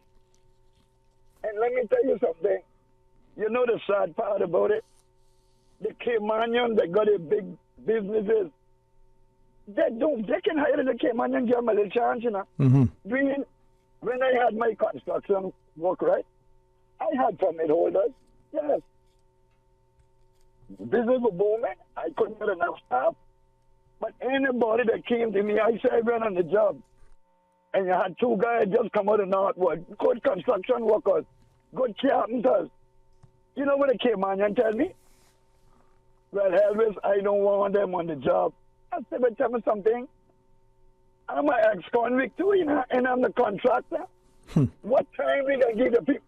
No, okay, you like me, so you're going to take a chance on me. So I got to take a chance on the Cayman too. What you want them? Look at when you're productive age, remember I taught you this? When you got a young youth and they're productive years where they can work, and you got them laying down with just food and just going through their mind, boy, you're building a serious thing, you know. They will tell you. And, boy, I don't know what time.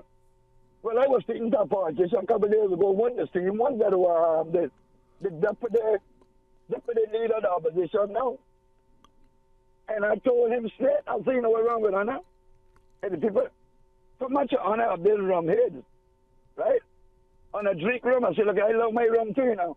But I put the weed in between it to kind of stabilize it. but when you're on that rum all the time, huh? Your mind is different, right? They will tell you, oh yeah. Well, anyhow, Dwayne, I just want to tell the Caymanian this. I don't see it getting much better. And I can tell you one thing, prayer not going to help it. No, because I pray too. But the only time I pray when I go fishing.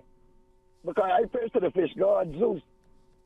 So, anyhow, Dwayne, I want to say this now too. Okay.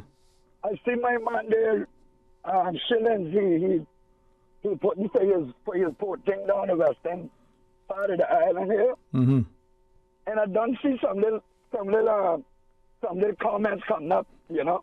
But let me tell you something. I voiced it out straight. I support it because when my friends come up here to fishing, they got stuck up, they boat found up, they boat. That would be a real good help for Cayman Brac. That people can come here on their boat for the weekend. They know their boat is safe. They can enjoy that, you know. Mm-hmm. But now, like I said, all you hear, well, I don't want this like Grand Cayman. It don't what? No, it's not gonna be like Grand Cayman. But you see what happening now? Look who coming over here. Look, the people that come over here. You know, I believe. Okay, I hear them talking about shilling. I hear them talking about that. But, Dwayne, how many Caymanians you hear them? Cayman back on you hear that? Every week you go at 4 or 5 with junk cars up in the yard, down the road and things. That's what we want here, well.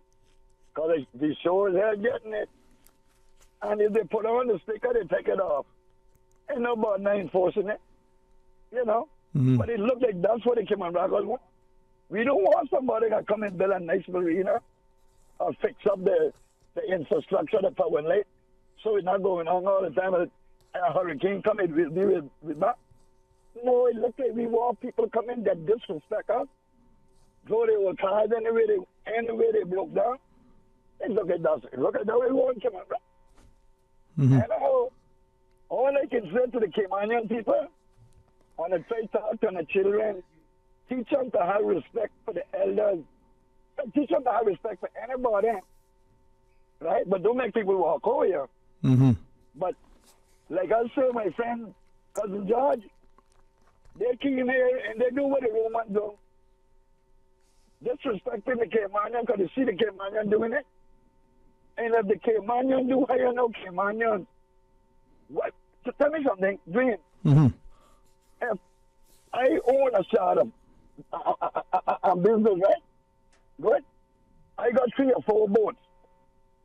If I won't hire my grandchildren, their friend, their cousin or something, give them a chance. Okay, you know, they mess up and get drunk and fuck a little bit. If I don't give them a chance, should you, a foreigner, give them a chance to run your boat? You know what you're going to say? Well, boy, your grandfather don't trust you on his boat, or your daddy don't trust you on his boat, so you're not running my boat, sorry. Bring in a foreigner. And all they got to say, well, you know, I can't hire Elvis because he got smoke weed on my boat. But my friend that come from America, Canada, he don't smoke weed up there. It's legal, you know. So, yeah, good. And then, I didn't want to have the Caymanian because there's nobody in this world is helpless. I didn't know this for a long time, Dwayne. When I see a person in a wheelchair, bedridden, I say, well, that person is helpless. But somebody said, no, Elvis, that person is sick or something. But the person that is helpless is those that refuse to help themselves. They are the helpless one. You have a nice day, my brother. Blessings, man. Thank you, sir, for sharing that, Mr. Elvis. Talk to you again when you're ready. All right? Cool. All right, another call, Miss Susan? Or a break? Then a call, then Nobi. We could do it all. Stay tuned for Talk Today. For medical lab services in Cayman, go straight to MedLab. For a full range of medical services, pleasant, clean and comfortable environment, no long lines and affordable fees, visit MedLab at the Smith Road Plaza. Open Monday to Friday, 8:30 a.m. to 5 p.m. and half day on Saturdays. Call 949-7331 to make your appointment. For medical lab services in Cayman, MedLab. The MedLab team would like to extend their congratulations to all of the Heroes Day awardees. Thank you for your service. I've got some beautiful clothes. I know just where they go. Puritan Cleaners. Puritan Cleaners, now using the most popular and eco-friendly cleaning solvents to 2 convenient locations to serve you: Savannah Countryside and Eastern Avenue, Georgetown. Drive-through, rain or shine, free pickup and delivery services available. Call Puritan Cleaners, 949-7104. Also ask about our in-house discounts. Puritan Cleaners, you feel good when you look good. Puritan Cleaners, 949-7104. That's 949-7104. Increase your chances to win during the Rubis Pure Joy promotion. Don't miss Double Stamp Tuesdays and Thursdays at Jose's Rubis. Reflections offers you gas for less, and each time you fuel up at Jose's Rubis, you can enter to win weekly prize giveaways, plus the grand prize of a beautiful piece of land in Grand Cayman. I'm sorry, what? What did you say? Yes, Double Stamp Tuesdays and Thursdays are back at Jose's. Lower priced fuel, awesome prizes, and your chance to win a $150,000 piece of land. Don't forget, on Tuesdays and Thursdays at Jose's Rubis, you not only get gas for less, you get double stamps to enter to win a $150,000 piece of land in the Rubis Pure Joy promotion. Be entered to win in the Rubis Pure Joy promotion by January 27th. Talk today. But I do have some questions. Talk today. Cayman Islands' foremost listeners participation program. Talk today. Because there are more questions than answers. What the public is saying. Waiting to take your calls right now. Sterling Dwayne Ebanks.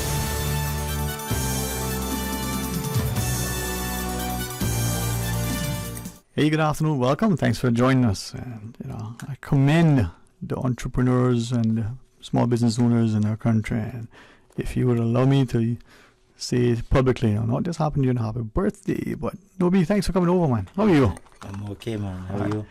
It's been a little while, Too long, man. And what's interesting is that in our country, increasingly as we see that the engine, as we're told by many of the economy, is a small business.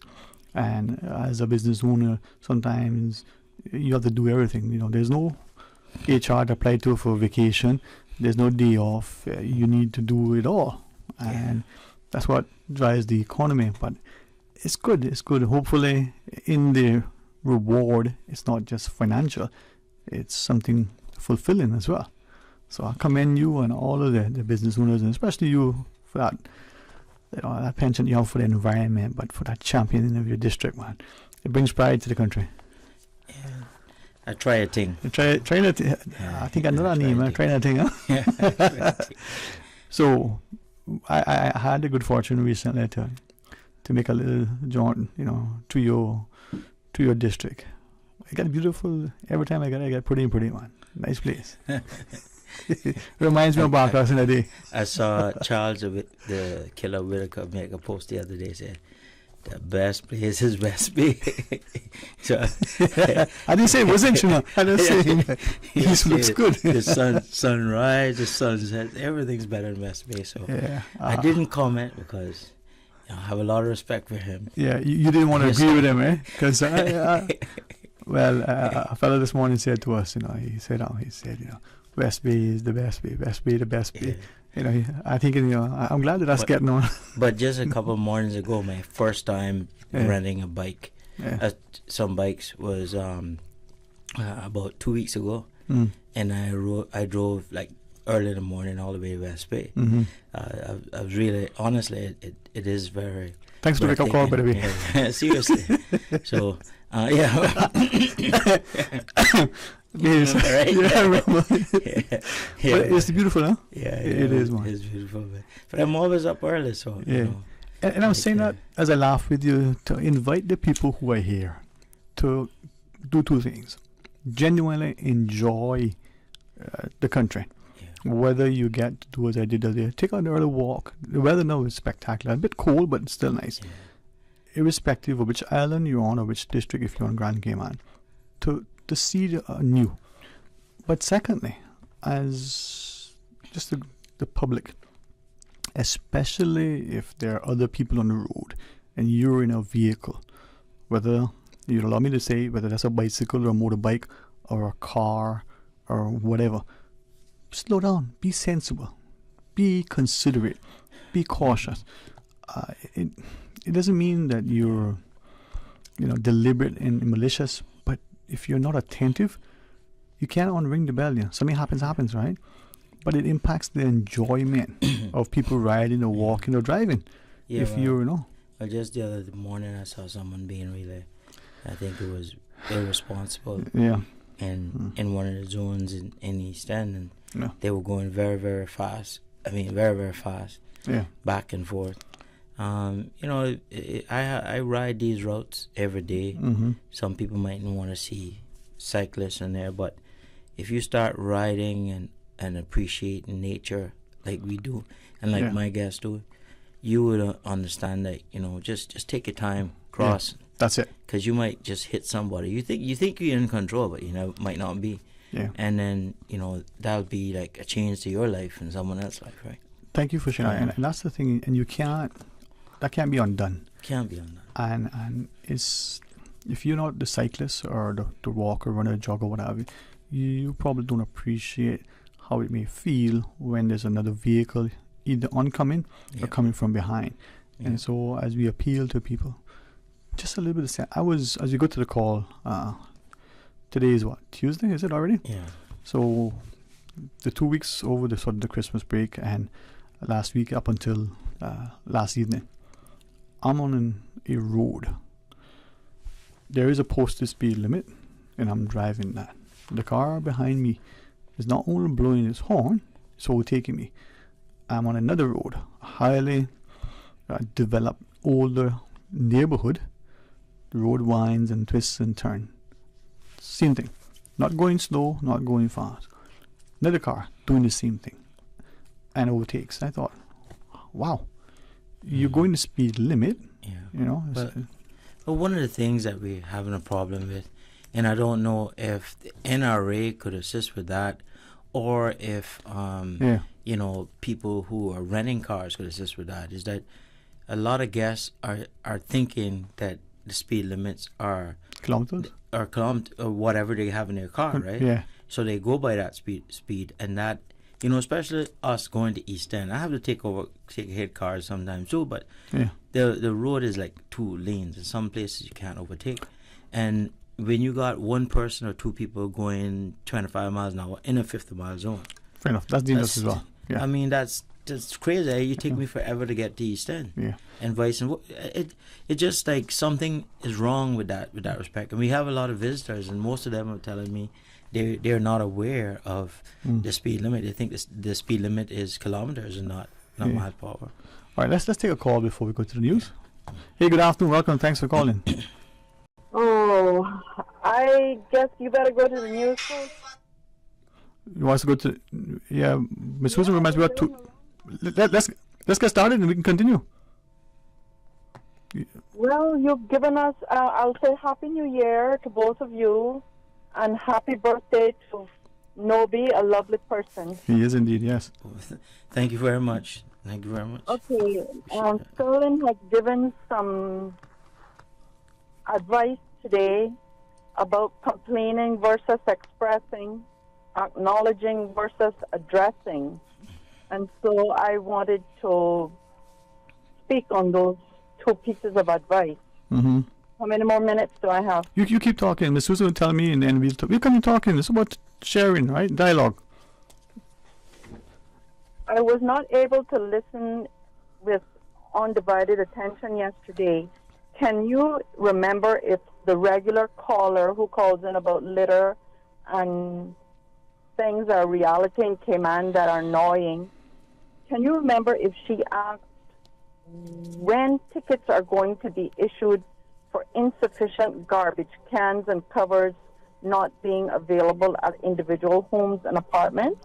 She shared that she was of the view that was something that was imminent, perhaps sometime next month. But she did question it.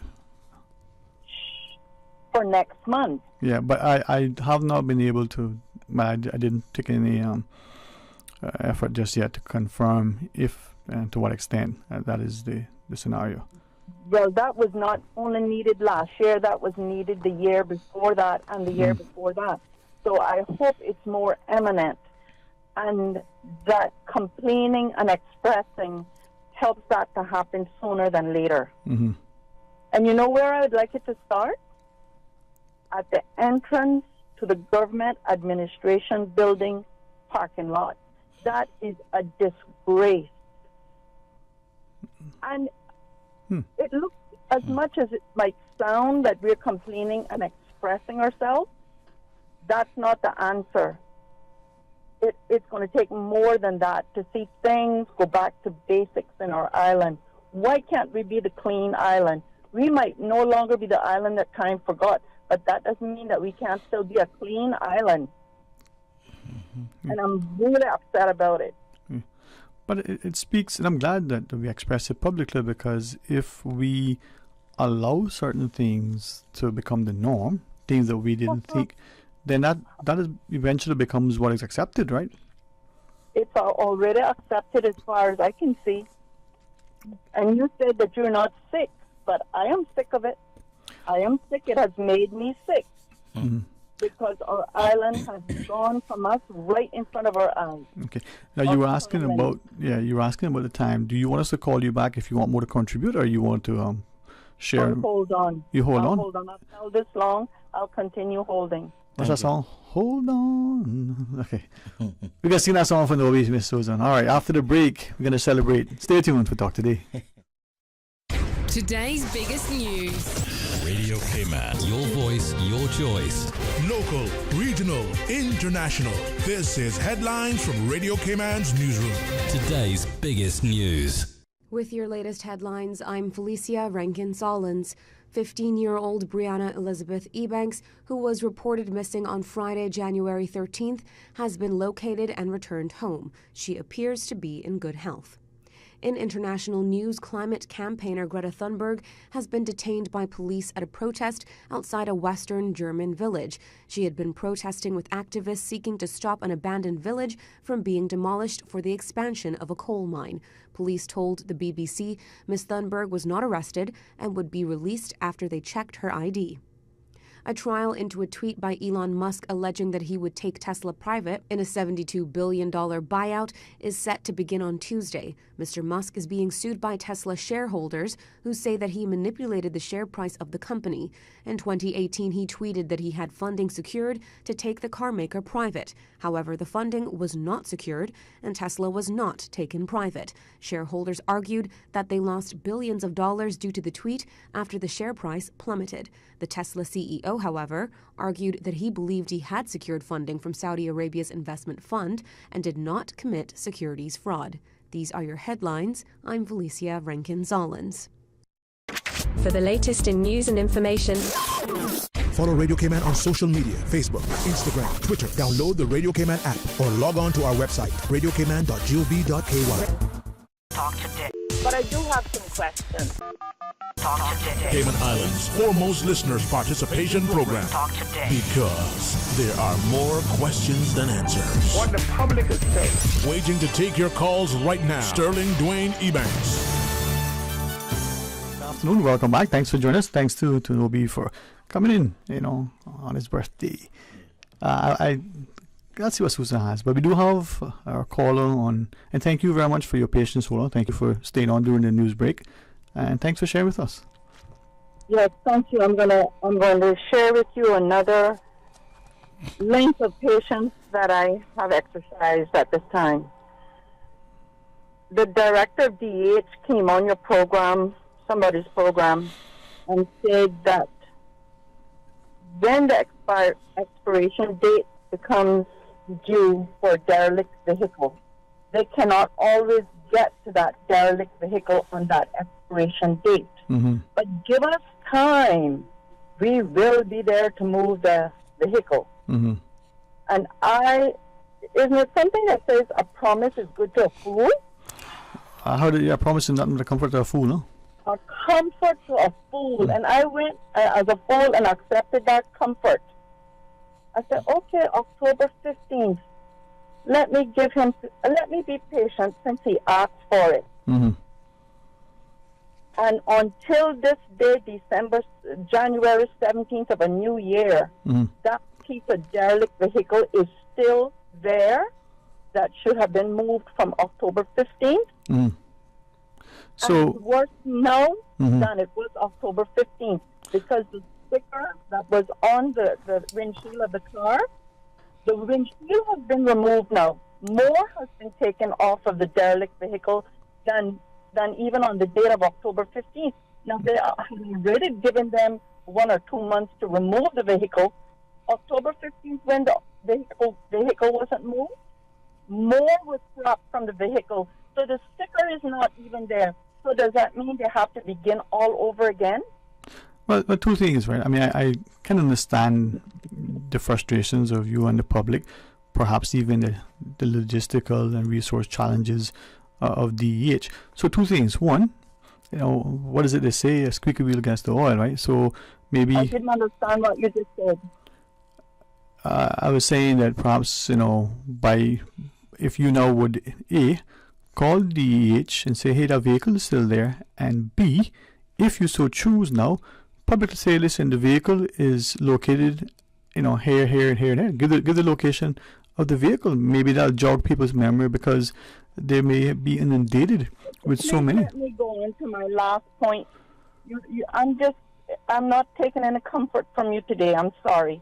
Let me go on. No, I was just offering up some possible suggestions, but you go right ahead, Mom. Go right ahead, Mom. It doesn't work. It does not work. Caymanians are going to get so frustrated that we're going to lose our Cayman kindness and welcoming disposition over the frustration that we are experiencing. Things that shouldn't be. These people have their spreadsheets. They have their ways to flag themselves of what to do and what should be done. I shouldn't have to remind them again and again and again.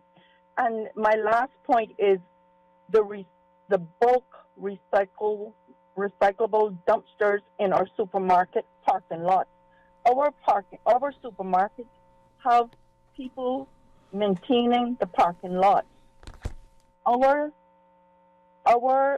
supermarkets should not have to have people maintaining the garbage and the litter overflowing from our bulk recyclable dumpsters. Another disgrace. So I'm complaining and I'm expressing myself, and I shouldn't have to do this because these people, these departments are supposed to be capable of handling these situations. And these are the kind of things that should not have to be expressed or complained about. And the regular caller about litter, she has my full support in everything she says, and I sure hope that we will soon see a difference. Yes, Mom. And I don't mean next year.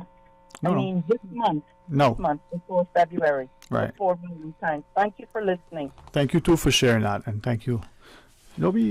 Well, I agree with what the caller is saying to a point, and I told you my situation in East End that I'm still disappointed about, and no matter how much I come on here and talk about it and try to call out the representative, he still hasn't done nothing about it.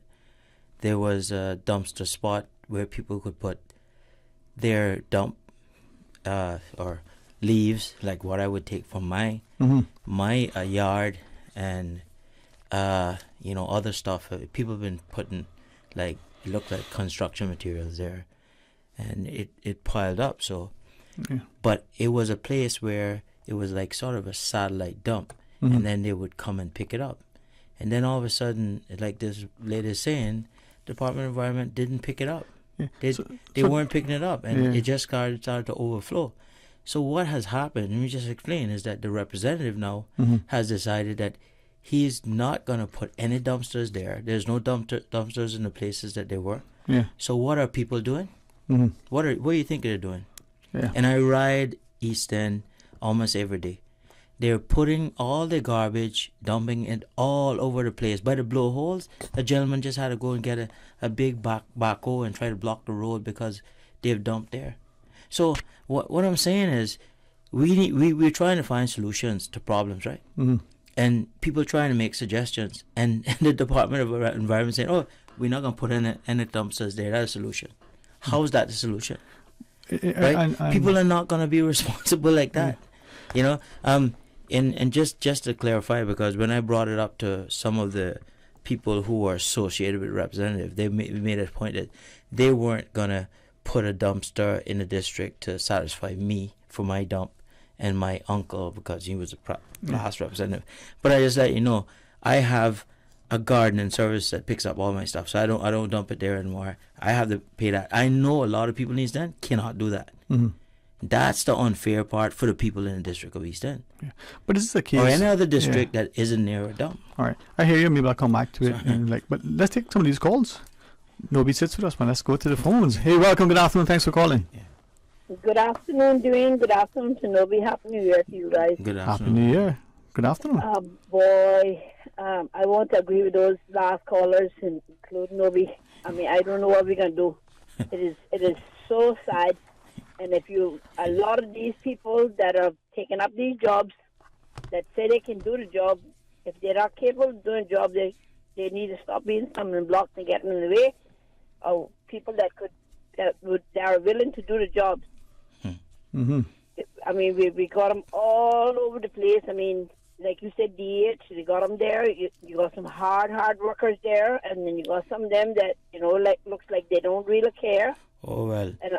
And a lot of them comes from those environments where their countries are little ground everywhere, and in my opinion, they want Cayman to look just like that. That's my opinion, because you can see it. Because I had to stop the security guard who was supposed to be one of the people that lead by example of throwing garbage out of his hand on the ground. So, and he come from one of those environments. Like I told him the same thing. I said, that's where your country is such a little ground, and you guys are complaining about the garbage and the litter, and you guys now leave your country to come to our next man's country to be able to do the same thing. It is a shame and a disgrace, but we need, I don't know, all the cameras that we are paying millions of dollars for, CCTV, I don't know if they're all working. But I think that they're not working, government needs to find out why they're not working, because they say millions of dollars are paid every year for these CCTVs. And it's a shame and a disgrace that we paid all this money and all the police is signal. They want this one to give statement, next one to give statement, witness this thing. If they said, and then they said people not coming forward. If the CCTVs are there to do the job, then you don't need to win a statement. You don't need to win a witnesses. That's one of the reasons why they went and got the CCTV. Far as I understood, that's what it was for, to avoid a lot of these people because they weren't getting people to respond to incidences and everything. So we need to look into that. I need to ask Dwayne on another note. I had sent him a message, or spoke to him a few weeks ago regarding the MLAs and their time in office. How long do they have to serve in order to be permanent pensionable? I haven't had the chance to listen on radio. I don't know if Dwayne sent it in already, but I've asked him if he did. If you please repeat it for me so that I can make sure I hear it myself. I didn't hear it. Okay, yeah. And I do apologize. No, that's fine. That's fine. You did ask, and we have informally inquired. We haven't formally as yet. We will, only to be able to maybe give people a chance to, because sometimes some may say you're asking personal information, but I assure you what you're asking for is sort of, as we're told, within the realm of, being available and should be accessible to the public. So we will follow up on that, but we don't have it to hand at this second. Okay. And I thought by chance you might have said it and I didn't. No. All right. But maybe by you saying that now may jog the ears of another. If not, we'll go formally in another respect. So we'll do that. Okay. Yeah. But so just for clarity, you wanted the salaries and all the sort of benefits and the office. Yes, sir. Got it. No one. I think we've asked the right question. Thank you very much. Right. You're welcome. Thank you too. Okay, good. Can we take the break? You see how she's in control. Boy, that came back spirit. All right, we got a caller. We got Nobi. We got to do the break. Then we'll come back. Stay tuned. When you're craving something big, something tasty that gives you that lip-smacking satisfaction, something that hits the spot, there is nothing better than a footlong from Subway. It's pretty tasty. Filling and full of flavor. Try our new sweet onion steak teriyaki with a twist. Or the classic chicken teriyaki. Top it with green pepper, onions, cheese, and that sweet onion teriyaki sauce, all piled on your favorite artisanal bread. Satisfy that craving with a footlong from Subway. Fresh, delicious, tasty, meaty. Let's make it a meal with a drink, chips, and cookies. There is nothing better than a footlong from Subway. A caring and community spirit, cherished family and cultural values. These are some of the things that still embodies the Caymanian way of life in the Eastern Districts today. Savannah Pharmacy, your neighborhood pharmacy, located in Countryside Shopping Village, is delighted to offer products and services of real value. Whether it's catering to your family's medical needs or carrying apparel, gifts, and beauty products, Savannah Pharmacy provides you with more than just prescriptions. Remember, they're always just around the corner with everything your family needs and convenient opening hours, including Sundays and holidays. Savannah Pharmacy. For more information, call 946-3336. For medical lab services in Cayman, go straight to MedLab. Blood test, x-ray, and mammogram, all of that is MedLab. Affordable fees and friendly service, a full professional team. MedLab is always comfortable, MedLab is always clean. For medical lab services in Cayman, MedLab. The MedLab team would like to extend their congratulations to all of the Heroes Day awardees. Thank you for your service. The application deadline for Education Council Overseas Scholarships for the 2023-2024 academic year is Tuesday, 31st of January 2023. To apply for an Education Council Overseas Scholarship or learn more about the various scholarship programs before the deadline, please visit the Ministry of Education's scholarship application portal at www.moescholarships.gov.ky or email the Scholarship Secretariat Unit at scholarships@gov.ky. This message is brought to you by the Ministry of Education. Talk today. But I do have some questions. Talk today. Cayman Islands' foremost listeners' participation program. Talk today. Because there are more questions than answers. What the public is saying. Waging to take your calls right now. Sterling Dwayne Ebanks.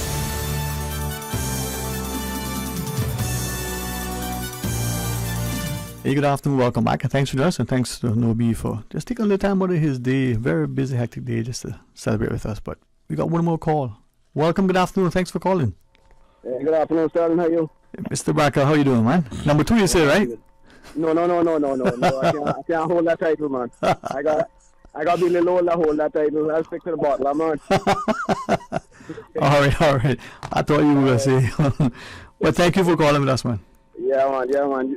So you and your partner sitting there. I heard him say one thing, And I love my people up in East End. And I heard him say, well, even though I'm a towner, born towner, he's coming back, but even though we still came on, but I heard him say one thing about him being family to his uncle as a farmer. That is the whole problem in this country, not Sterling. When they know who we are related to, they treat us like we are nothing in our own country. True. I mean, we always talk about Romans. We're not even near that title. We haven't even come near the country. Our country cannot be as Rome. We cannot be Romans because we are too soft. We have become too much of, I call it, cowardness. And when we got stooped down the inner border and everybody to try to trample on us, we have let our country down as who we stand for, because I know for certain that the old-time Easterners wouldn't put up with this rubbish that these people up in DH is throwing after them. The majority of those up in DH are from the Eastern Caribbean islands. My father always talk about Southeast of Cayman Black Bluff. Them people has no regard for Caymanians. None. I don't care which one of them. I would challenge anyone them step in the front of my face and tell me any different. There is none of them. I worked there for almost a year. They have no regard for Caymanians. We are in a mess here in the back, and I understand it takes time because they send us junk here to work with, first of all, and if something happened, well, accidents, that's what they call it, accident. But now they have gotten to the point that people are taking their garbage bags, taking it in their vehicles, and now throwing it on the streets because the garbage trucks are down as for spite. I mean, that is, I can't say it's foreigners doing it, and I certainly can put my head on the block that it's now Americans doing it.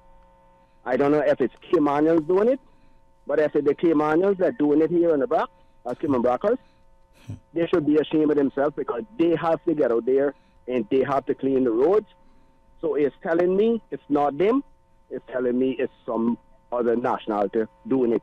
And it's about high time that we as Caymanians, as George came on and talk about stepping up and standing up, I would want to see more Caymanians stand up in these three islands than for us to be trampled on their feet by these people coming here with money and thinking they can do Caymanians as they want. I understand the likeness of this gentleman that come here or whatever he is. I shouldn't even call him a gentleman because when they come here, they don't call us gentlemen. They look down at us. So I not even got title him as that. The man that come in here put on this marina, that is nice and suitable for Cayman Brock. Yes. It's nice for the fishing tournament. Yes. Nice for these big yachts coming here. Yes. What I am up against, and I go in from topic to topic trying to learn as fast as I can. What I am against, Sterling, with that is the Caymanians are not going to be hired. I am saying they're hired nothing but Middle East people. They hire people, every nationality besides Caymanian. That is what I am against. I don't care who hears me from Cayman Brock and who don't like it. Too bad. If they want to approach me with what I got to say, please feel free. They know where I live. Take the chance. If they got the gall, take the chance to come. But I am saying, me as a Caymanian, will not sit down and let these kind of rubbish that is falling under our tables continue to fester until something is being done. And I'm not going to sit here, Sterling, and I'm not just disrespecting your comment about grumbling or complaining, because we shouldn't grumble, we shouldn't complain. But when things are not going suitable for Caymanians, that is when Caymanians get up, and we not going to complain and we not grumble. Right. We going to start stepping on who toes have to step on. Simple as that. No, I appreciate you sharing, and maybe I didn't say it sufficient or clear enough. What I was saying, that in addition to, grumbling and complaining and ventilating the thing, let's see if we can, as we address and acknowledge what is before us, that we find some sort of way to solution. Yeah, but he's offering a solution. He's offering, and that's exactly what I agree with.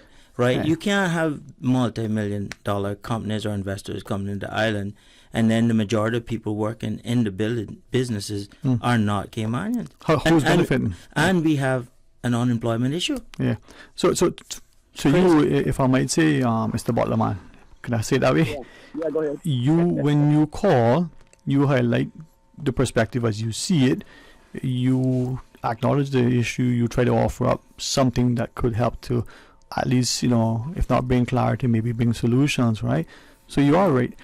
But I think something you just said that many of us don't appreciate. If I'm wrong, I'm wrong. But as a people, we're fairly easygoing, docile, amenable, accommodating, hospitable people. You push and you push and you push till, we kind of push back. So if I'm hearing you, let's not get to that point, because when we push back, we might be like Muhammad Ali on the ropes, a little rope-a-dope, and then like the flurry that comes after, right? So let's see if we can. Yeah. Right. Okay. Yeah, that's what I'm saying. I mean, I hear you. We don't have to get to the point where anger is going to be the first thing that take over. What we have to do is our people that's in power, and I keep reflecting on that. If these people don't stand up and say, okay, listen, I think we have been here now 2 years. We heard what the people crying out are. We heard what they're looking for, what they need, what they want. Let's see if we can put something in place where the companies coming in from all the four corners of this earth do not override our own people. This is what I am trying to say. And by it's about high time that we sit down and just start or stand up and start speaking our minds, or we not going to have the opportunity to do it anymore because we are getting less of a voice than what we used to be. There's not a lot of people that could take the power of the Kool-Aid. Once they drink the Kool-Aid, that's it. That's what's happening with a lot of our leaders. That is, you're right. They can call me on that if they want. That's right. That's right. Yeah, man. Well, listen. I'm not rushing you, but I want to make sure that we're listening to you. Anything else you want to share? No, man, tomorrow another day, man. All right, listen. You enjoy it, man. Thank you for everything, all right? You take care, too. Blessings, man. All right, let's take one more call. Or take 15 more calls. I don't know. We're going fishing. The weather not good. Let's go. Hey, good afternoon. Welcome. Thanks for calling. You sure you're thanking me again for calling? And I had finished my statement. Yes, now you know. Oh, I didn't know that, so I thought you had disconnected. No, sir. But anyhow. Well, you're here now. Go right ahead, man. We ended up on the complaining. Uh-huh. I have a right, Mr. Sterling. You have a right to complain because this is your birthplace. Yeah. And if we don't complain, people not gonna know what's going on. Right. But Mr. Shalet. One time, Daddy came home from sea. Uh-huh. And he told me, he says, son, when somebody's standing up on your toe and smiling with you and you don't tell them you're standing on my toe, Yeah. you will mash it off. Right. But listen, what I'm trying to share is that I want to hear your complaints. I want you to know, you and everybody else, not just you personally, not just you exclusively, that this platform is for us to ventilate, to talk, to discuss, right? I'm going to do my best to be an active, engaged listener. But if possible, while we're, let's use your words, while we're complaining, that maybe we're also inviting someone else to figure out, is there a solution? If we ourselves have a possible solution, would even be better. I always hear people say that to politicians too. Why don't you offer a solution? But that's what they're for. They should be thinking of the solution also. So we complain, they should think about a solution, how to sort it out. Right. That's how I feel. Right. So, Mr. George, go ahead, sir. Hello. Yes, sir. Go ahead. I was saying, Mr. Sterling, I mean, it hurtful that you plant your fruit trees, and I got some mangoes come in, and I see some spying glass, some binoculars. I not mean, Mr. Sterling, I'm not mean with nothing, but I see them driving into my yard because sometimes I leave my gate open if I need to run out quick. Right. They're driving right in my yard, and they almost run inside to the side of my house. I want some mangoes. I say, but I not get no mangoes yet. Say, what happened? You see the mangoes on the tree there spoiling? Yeah, but they're my mangoes. If I want them to spoil, the same thing with my orchids. You don't eat them? I say, yeah, I eat them. I give, I don't wait for people to ask me. I give, but then they won't take all and don't give me. I know how to get nothing, and that's how many of them people live. Because the more that they can get, the less they have to buy. Yeah. You understand? Yeah. And they come around.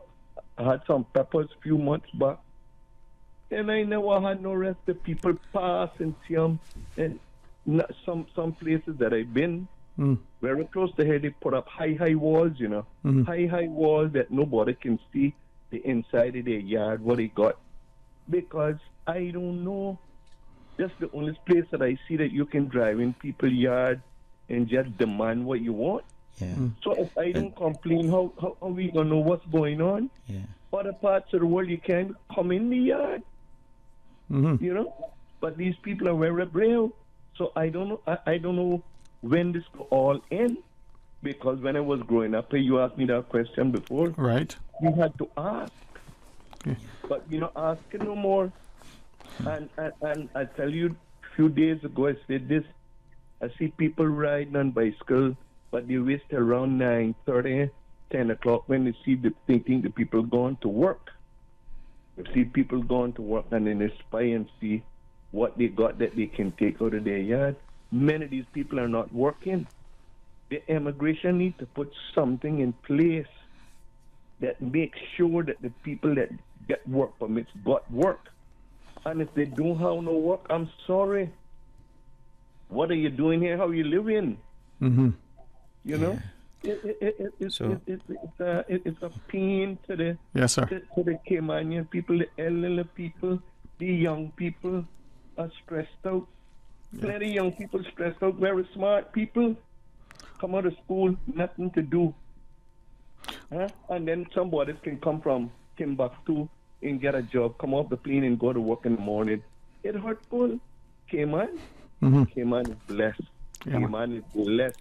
Other parts of the world, lone riot. There's a part in the Bible, because I studied the Word of God a lot. There's a part in the Bible that God ordered. I can't remember who it was, but he said, go and kill everything. Man. That's in the Old Testament. Everything. Mm. Yeah. Well, maybe that word perhaps was misinterpreted. Certainly, maybe many times misapplied. Maybe it is the, interpretation, transliteration. Mr. George, thank you. We're nearing the end of the program. Nobi?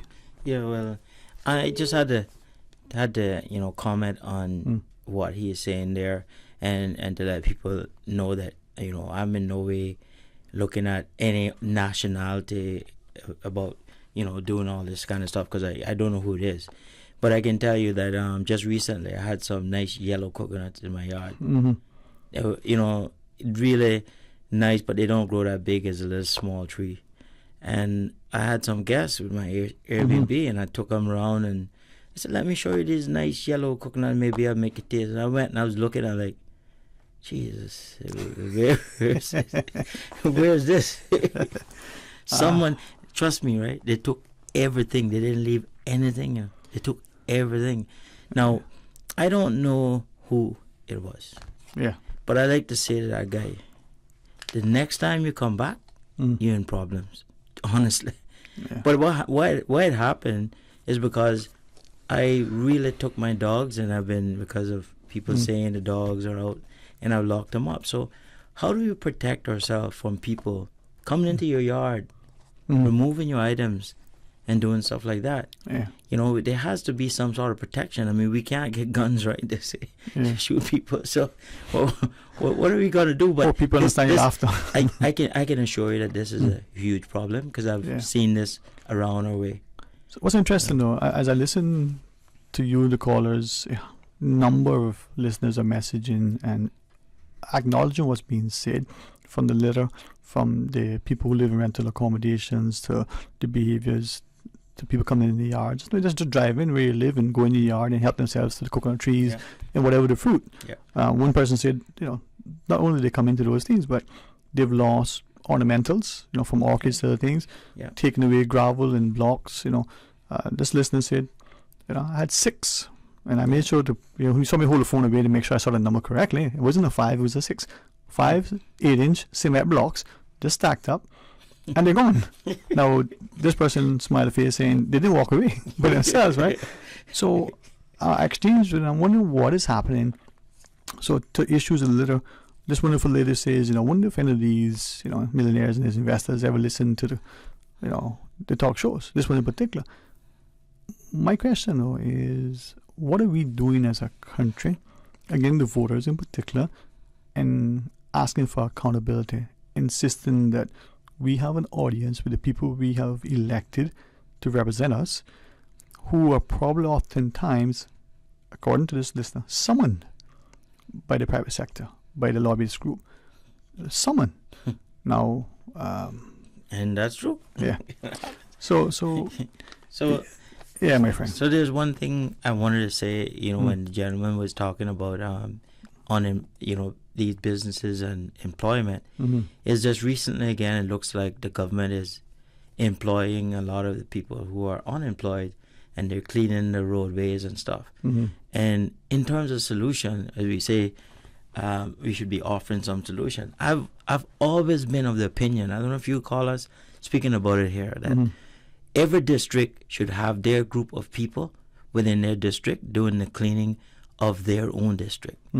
That would instill a certain type of pride, together with ensuring that it kept clean. Because you don't have to travel from West Bay to come to East End to clean the beach or the cemeteries, right? Or vice versa. So I believe that the government should consider something of that nature, because we have too much. I've seen too much of these young kids unemployed. Whether it is that they don't want to work, I don't know. They look very much willing to work when I see them on the roadside, right? But we need to have some sort of plan of what we're going to do with that. Not just employing them for 1 week or 2 weeks before Christmas, and now maybe doing another thing because you want to get the road. I don't know what's happening. Well, but they need to think about something along that part. I thank my opportunity for the and the listeners for keeping my thumbs busy today with these exchanges. A few of them are saying, "Don't read this on air." I mean, right? But as I try to thumb my way through, literally. So they're not gonna be like saying, calling out those politicians, right? No, they're not gonna be like that. Problems. But it's interesting to listen to you, listen to the callers, and one of these messages I was just trying to get to, because I wanted to read it. It was sent, but it's an ongoing dialogue, and perhaps it's a willingness on our part to sit, to listen, to the courage to speak, to stand our ground. I said the other day, we talk about consensus. That sounds good, but is it always the best thing? The Jim Jones scenario. If one person is saying, "I'm not drinking the Kool-Aid," right? Now, to us as voters, and respectfully, as a friend, to your comment about the politicians, right? Sometimes politicians like the boss, the manager, it's my way or no way. But sometimes we as the people believe it's for the politicians to do everything, and when they don't, it's an issue, right? So it's a delicate balance. But at the end of the day, man, people like you are who inspire us, because you stand your ground, you speak out. I mean, I must say a lot of the politicians inspire me too. And I look at people like my uncle Arden and other politicians, Ezard and other people. They inspire me because they have stood strong, right? And they have some valid point. They might not always be right, but they have a valid point. Mr. Linford Pierce and other people. I mean, sorry, there might be some I didn't call out, but I do have a lot of respect for politicians. But more and more it seems like we get into this stage where I'm quiet. Things might be happening, but I'm quiet. I can't stand on anybody's toes. And trust me, we can't lead a country like that. We just can't. We can't lead a country by getting someone sticking their hand up the back of your shirt, nodding your head left and right. We can't. No, times are changing, right? Well, Nobi, in closing, one of our listeners sort of like, to your point, agreeing with you with the workers saying, we should also have grass cutters in each district, so that we can tend to the side of roads. I got a lot more stuff to offer. So when soon? All right, we'll wait for you to come back. Enjoy your birthday, my friend. Enjoy tomorrow and each and every day, for many. I'm very, very thankful for another day. Amen. And that I'm pretty healthy. You're healthy, man. And I think I owe it to riding, even though I eat more than I ride. But hey, I'm out there. Susan said, and I'm enjoying it. So you're looking at you, you're not far from food. No. What do you say, Susan? Far from the kitchen. No, but it's about laughter. It's about living and loving and learning, right? And it's about giving. It's about unifying. But it's about holding people accountable. It's about accepting responsibility for actions. It's about a sense of gratitude. And for me, it's about courage, right? My friend, thank you very much. 38 minutes, into the next hour. So, what do you say? Any final comments, my friend? It's all good. The only comment I can say is continue to give, but don't give till when you have nothing. Continue to try to keep yourself going, because I think that we in Cayman we give a lot, but we might end up having nothing soon if we don't stop. Someone asked you the name of your tour business. You want to say that? I know you didn't, but Yeah, Eco Rides came on. Don't put us on a blacklist. We really got some people down in other ends trying to, but we all right. All right, Dobby, leader man. Thanks, right? And thank you all very much. Let's come together as a people. Let's work together to make it better. Let's recognize that more isn't necessarily better, but less isn't always, the way to go. The heart loves, the mind thinks, the arms embrace. My Susan. Anyway, call it the day, my friend. Call it the day. Before next thing you know, I might have an accident this day. All right, until tomorrow.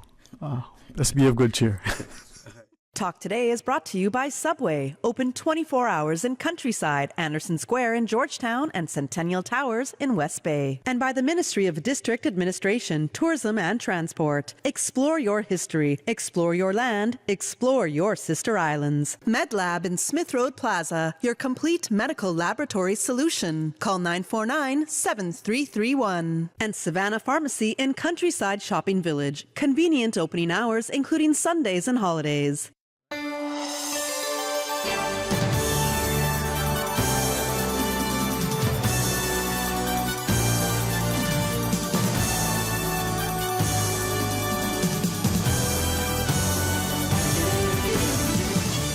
46 years. 3 beloved isles. 1 beloved station, Radio Cayman. The voice. The heart. The soul of the